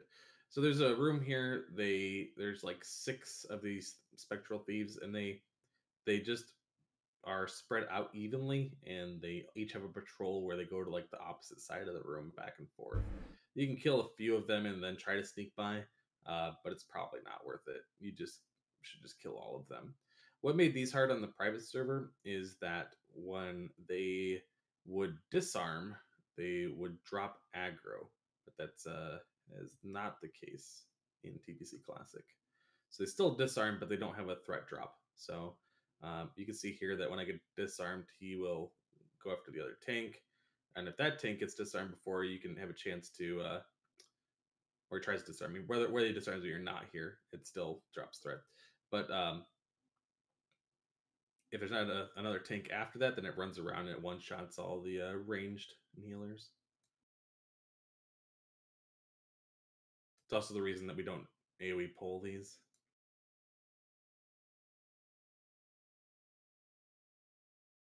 But these guys, the Ethereal Thieves, they have a stacking aura. I'll just reset, but it saps your stats each time that it goes up. I think this one is, I think, agility and strength, if I remember.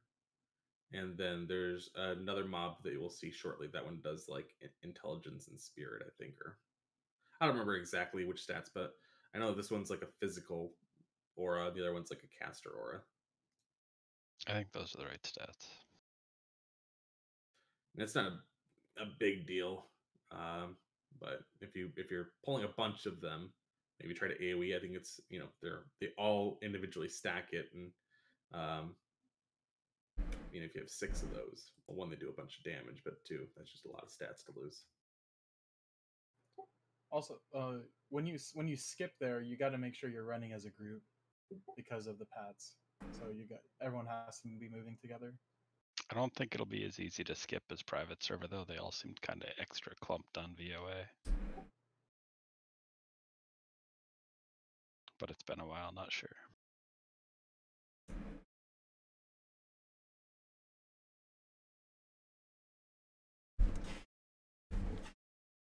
Okay, another spite, another dragon, but a very different dragon. So this is one of the hard fights in the instance. Once you get down, it's not particularly hard, but it's everyone has to know what's going on. Everybody has like a special role. Well, most everybody has a special role in the fight. So the boss will have he just patrols back and forth around like a telescope. When you pull him, there will be 3 preset locations where portals will pop up, and it'll be the same location for the portals the entire time. So one portal will be in the back here. This is the opposite side. One will be on the right, and then over. Oops, one will be on the left. Where I'm spinning my camera like hell.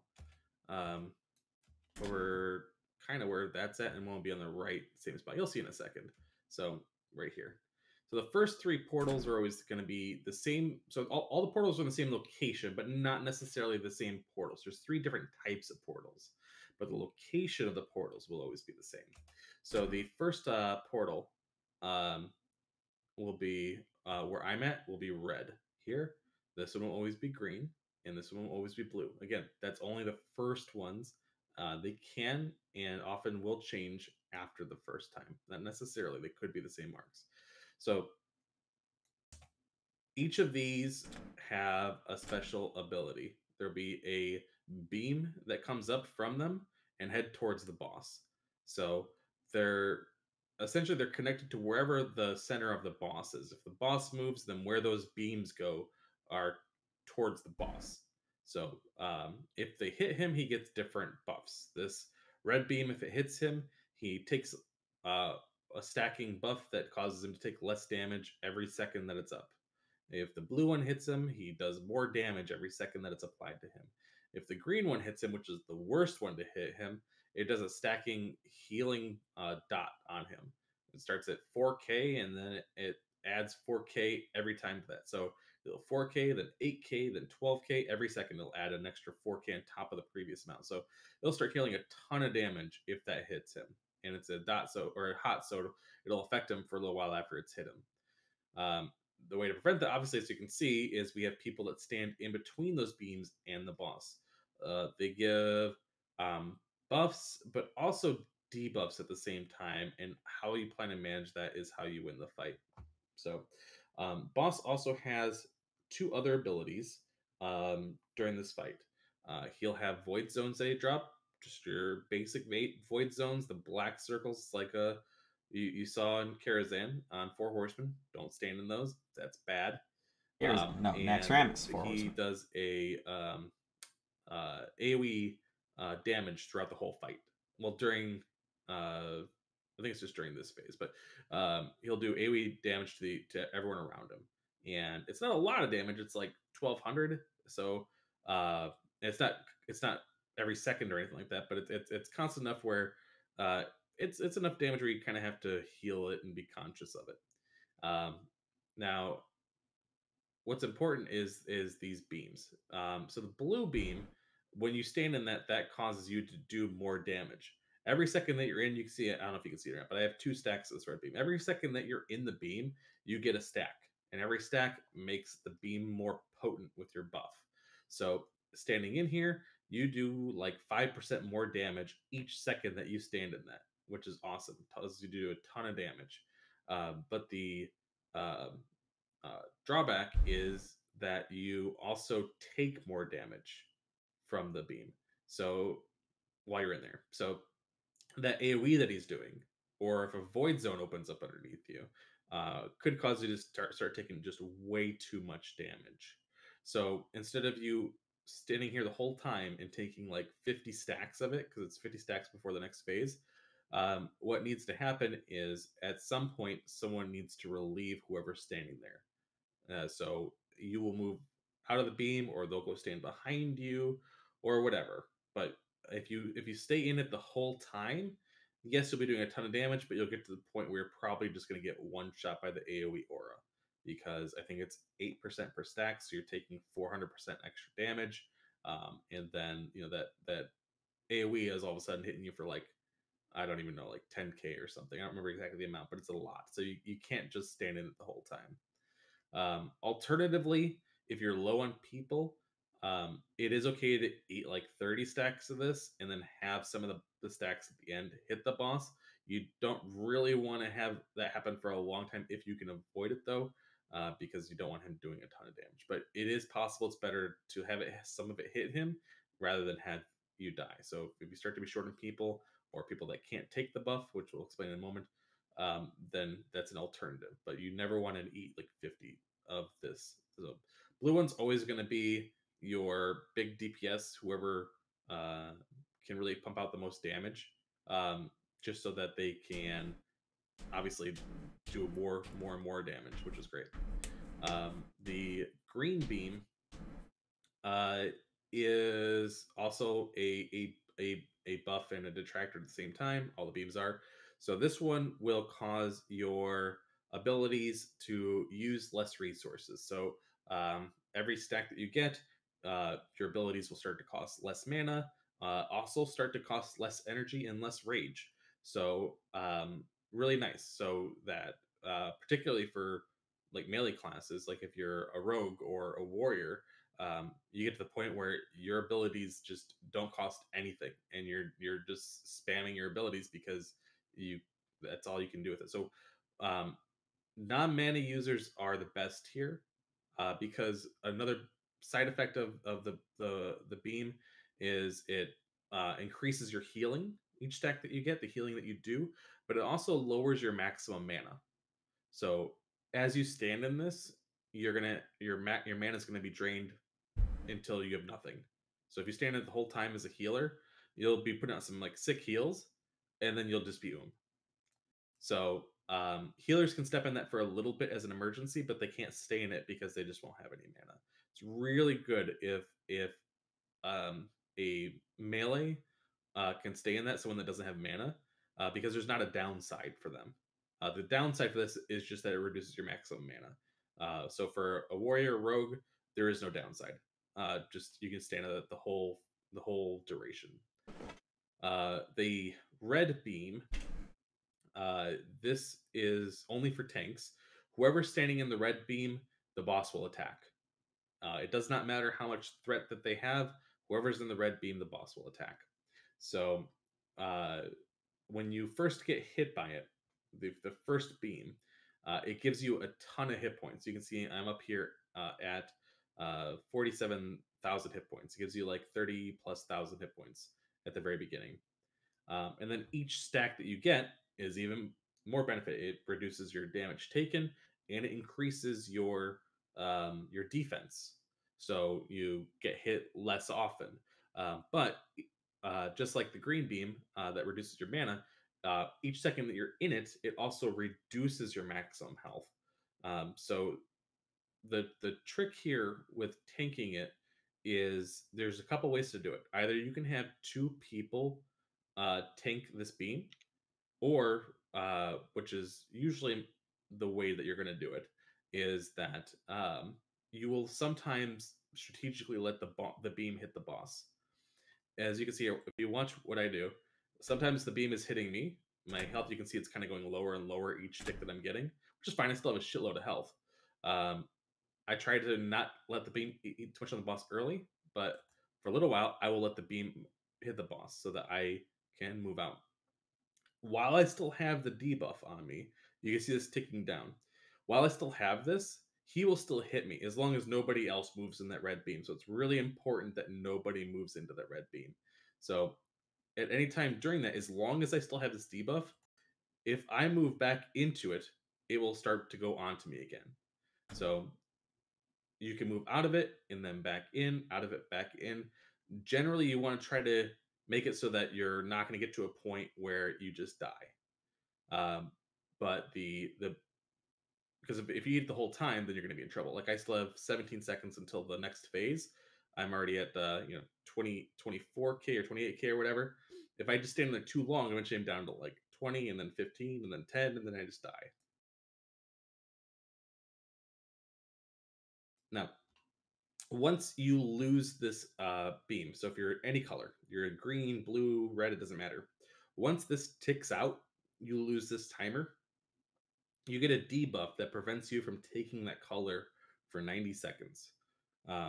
So that means that the same people can't get the same beams. It's set up a way with a timer of the fight that he's going to go into another phase that we'll talk about soon. Once he comes back, it'll be just like this phase, but it'll be different people with different beam assignments. So, and these beams might not be the same colors. They'll be the same spots. There will be a portal here, there will be a portal here, and there'll be one in the back. But the colors of those beams might not be the same. They will start off. You'll be able to see them, and then you'll have just a second or two to react to get in the proper positions. So that's essentially this phase. That's and also unlike other dragons, he does not have a cleave or a tail swipe.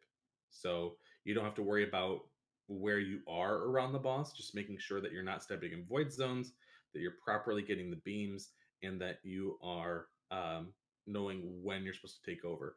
Also important, knowing that even if you're not getting a beam, it's not your role to pick one up, knowing that you don't stand where you could accidentally get it. Like Jimmy's over here, this is great. Unless the boss moves way towards the door, he's never going to get a beam. So you need to make sure that you're not accidentally doing it. Now this person here, bad spot, because if for whatever reason, I think this is Meow. Meow has already got the debuff, is going to already be exhausted at this point. The prop paladin is here. If the prop paladin were to move or die or whatever, let's say a void zone opens up, then it's going to go through and it's going to hit this next person, and then now they're going to have the debuff, and they might be in charge of getting one of the other debuffs. So you generally don't want to put yourself in a position where you're going to get a debuff unless that's the plan. So yeah, you can't see the rest of the raid because they're all neatly stacked behind the dragon where they won't get beams for the most part. Yeah. So once the portal phase ends, then the boss will go kind of ethereal. There's a couple of different ways to do that. This is probably going to be the way that we do it, though. So the boss will face a random person in the raid, and it will do kind of like a conal knockback. You can see the breath that hits people. Whoever that hits, they will, and anyone next to them will get hit and they'll get knocked back. If you get hit a couple of times, you might get hit really far away, but spreading out this way minimizes it, so only a couple people get hit at a time. If you get the debuff, you shouldn't be running. I don't know. I think that was Palm. I don't know if Palm ran through there. But important to note that when you get to the end and it goes back to the portal phase here, threat is reset. So once that time is ending, DPS needs to stop. Tank will pick it up, and then generally you want the tank that started to be the one that picks it up, because the tank that is going to be getting the beam to tank this phase will be trying to find the red portal. So you can see this one here that was originally red, now it's green. So I get the boss, I'm trying to pull it back to the center, trying to get in the right spot, and then the other tank is going to get set up so that once that red beam hits, that they're going to be able to pick it up. And then you just rinse and repeat. Same thing.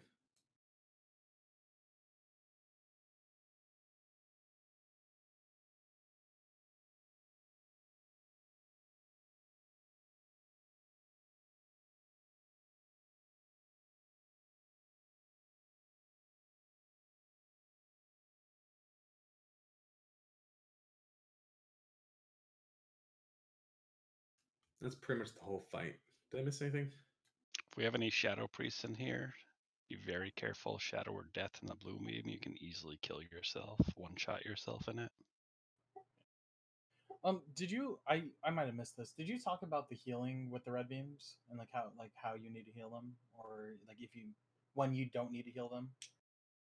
Yeah. So every time the red beam ticks, which is every second, it will lower the maximum health of the tank, but it also sets their health to max. So while the tank is inside of the beam and actively taking it, they generally don't ever need to be healed, because every second they're just getting put to full. But when they sidestep and step to the side, they need to be healed because the beam is no longer hitting them. Might not be true at the very beginning because you've got like 40k some hit points. It'll take a number of hits from the boss in order to chew through that without any heals. But something to keep in mind is that they will get healed while they're in the beam, but they will not get healed when they're outside of the beam. So, since that basically means you don't have to heal the tank, I didn't hear you talking about any damage mechanics for this fight. AoE damage. He constantly pulses out damage that hits the entire raid. Okay. So like the blue target, if they're taking high stacks, are like a really high heal priority. Yeah, the whole raid will take, let's see, 1200 damage every 5 seconds. And whoever's in the blue will take more damage. And warlocks, we can have some fun with the blue. We'll rotate curses basically, so you can put up like a super amplified curse of doom, and then the other person will swap to elements. But we'll do that warlock channel. Yeah, there's probably gonna be a weak aura up for that to try to give you the right timing. And there's also people that get hit by the blast in phase 2 that need to be healed because it does a good amount of damage. This is chess event. I don't know. Like you pick a piece and you use the piece and then you collect your loot. There's honestly not much going on in this. The pieces move much like you would expect normal pieces to move. Not on this server because it's fucked up with their targeting. The rook should never be able to skip over. You cannot do that, as far as I'm aware, on TBC. You can. In retail live now, you can do it. So you can do that with the king and everything. So it's still, I think this has always been how it is. I don't believe that is how it is on TBC Classic. Oh, okay. I don't believe so. If it is, then that's great, but expect to not be able to. But the horses, I believe, can jump over. But you don't have to move like in an L shape or with the horse. I'm pretty sure you don't have to move in an L shape with horses, do you? No. If you really don't know what you're doing the first time, just grab a pawn and move it up a bit. Don't take one of the high value pieces. I just saw a a rook go diagonally. I don't think that's correct. It's not correct. But that's it's chess. Here you could like pick the edge of a box and it'll take you to, yeah, it's buggy on this server. But the horses, the healers, and the queen are pretty strong. Yeah, the king too. Like you want to bring the king out to fight. They all have like abilities that are on fairly long cooldowns, and you just use whatever abilities they have. They only ever have like 1 or 2 abilities, and you just use those abilities. It's pretty simple. Caster has like an AoE and a single target cast. The king has like a buff and like a cleave. King's defender. So the goal is you just kill the other team's king. That's it. If you wipe, you don't even wipe. It's just like the event just like starts over, and then you just do it again. You don't have to run back. Nobody dies. Does it take a long time to reset? Nah, I think it's just a couple minutes. You should never really wipe though, because like you only lose if your king dies, and so really, if you're doing that poorly, where like your king is getting like slammed, he can just run away, and you just heal him. And the bishops heal for like 50% of his health. It feels like. Let's just say that if you can solo this on retail, like that's how it doesn't change in retail. Everything's the same. You could solo it in TBC with good RNG, but it wasn't reliable. So yeah, it's not hard. The biggest thing is people figuring out how to click off the buffs so that they can move their character. These flesh beasts, they hit kind of hard. The other one, there's like bigger ones that hit a little bit harder, but they do like a frontal rend ability, so just don't face them towards melee. Melee don't stand in front. Don't go in any of the doorways you see in this section. You just pull more of these guys.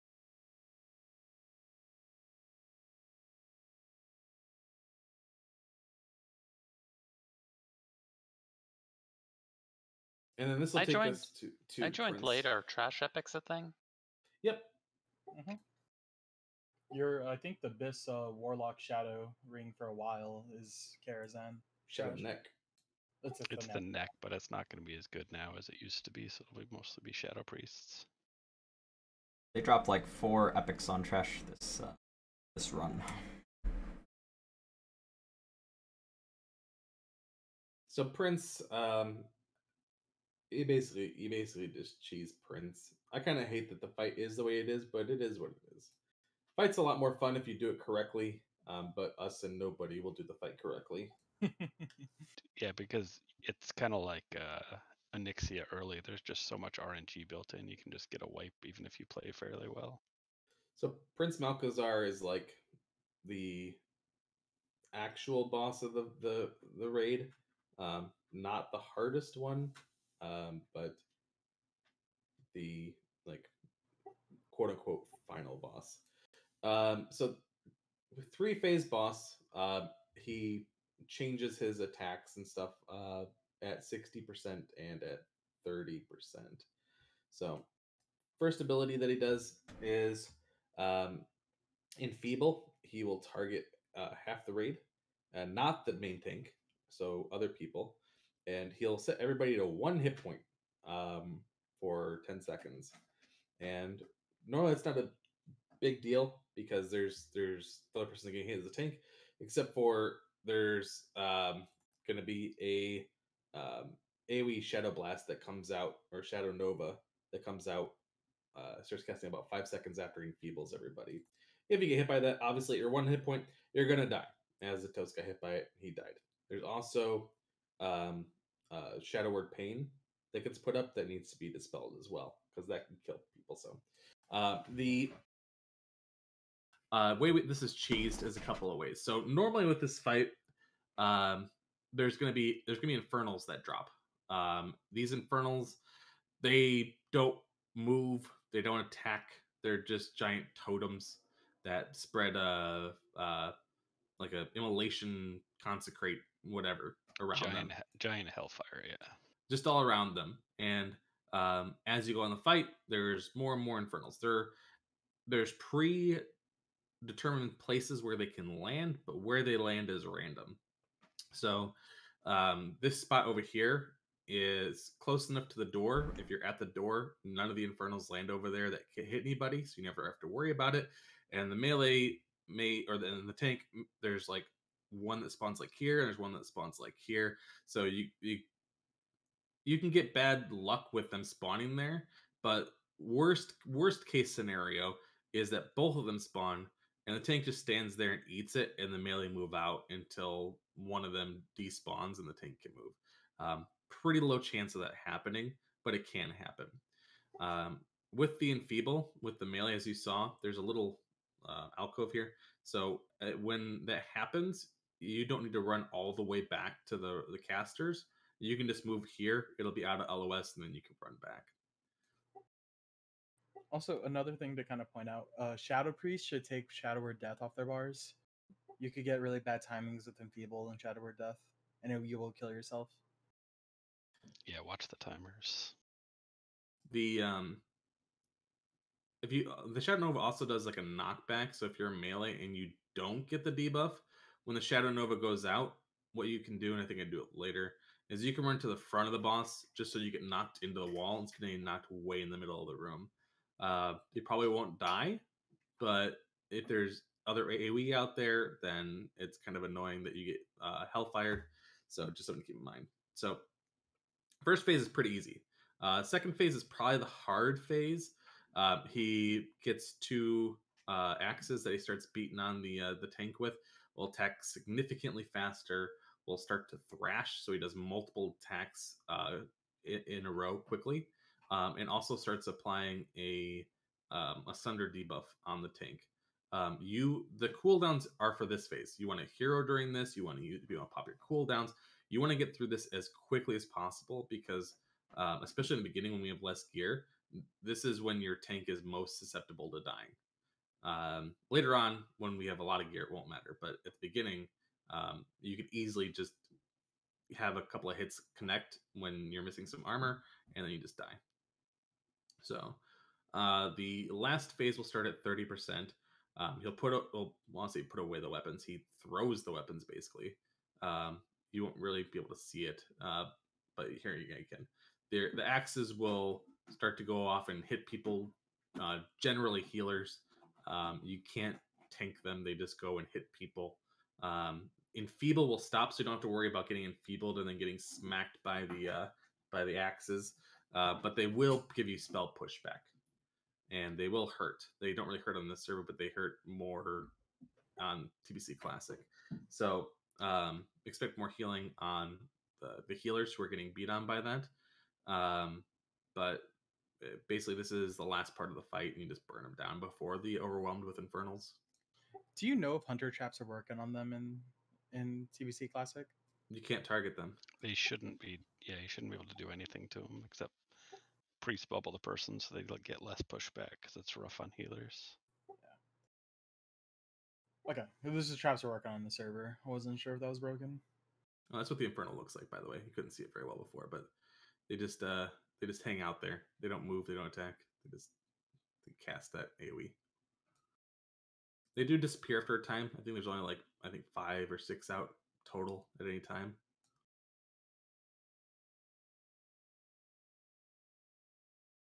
There's also another optional the animal bosses. I don't think we do it in this run, but right when you come in, instead of going over to the stable, if you go to the right, there's a bunch of bats and spiders and hounds. If you kill all of them, then it spawns a random beast boss, and that beast boss will drop a random set item. They all have a determined slot of item that they drop, but it'll be random if it's cloth, mail, leather, plate, and then that will have a random enchant on it. And some of those can be really good. Most of them are not very good, but there are a couple that are really, really good. So if you have extra time or you're bored, Show me Shadow Wrath. Shadow priests and ferals especially want that. Yeah, so And they're good for other people, but Shadow Priest and Feral, they're like twice as good as for anyone else. yeah, probably more worthwhile doing earlier too, because some of them could just be straight upgrades for some people. But as you go on, there will be just specific ones that are really any good, and most of them will be garbage. I think it'll be fixed, but right now too, the dogs in the basement are enslavable, Yeah. and they hit for like 5k on beta per swing. That's Karazhan. We will not do it in an hour and a half our first run, but that's Karazhan. Probably take us a few hours at least the first run. Did you say, do those buffs from the books carry over into the next raid, or do they leave as soon as you leave the instance? Once you leave, they're gone. Okay.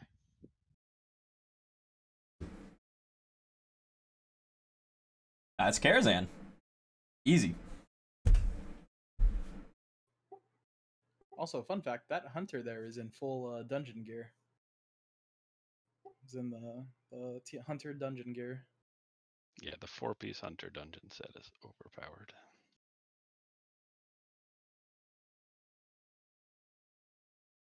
Well, that's everything of Karazhan, friends. Any other questions or comments? Otherwise, I'm going to wrap it up.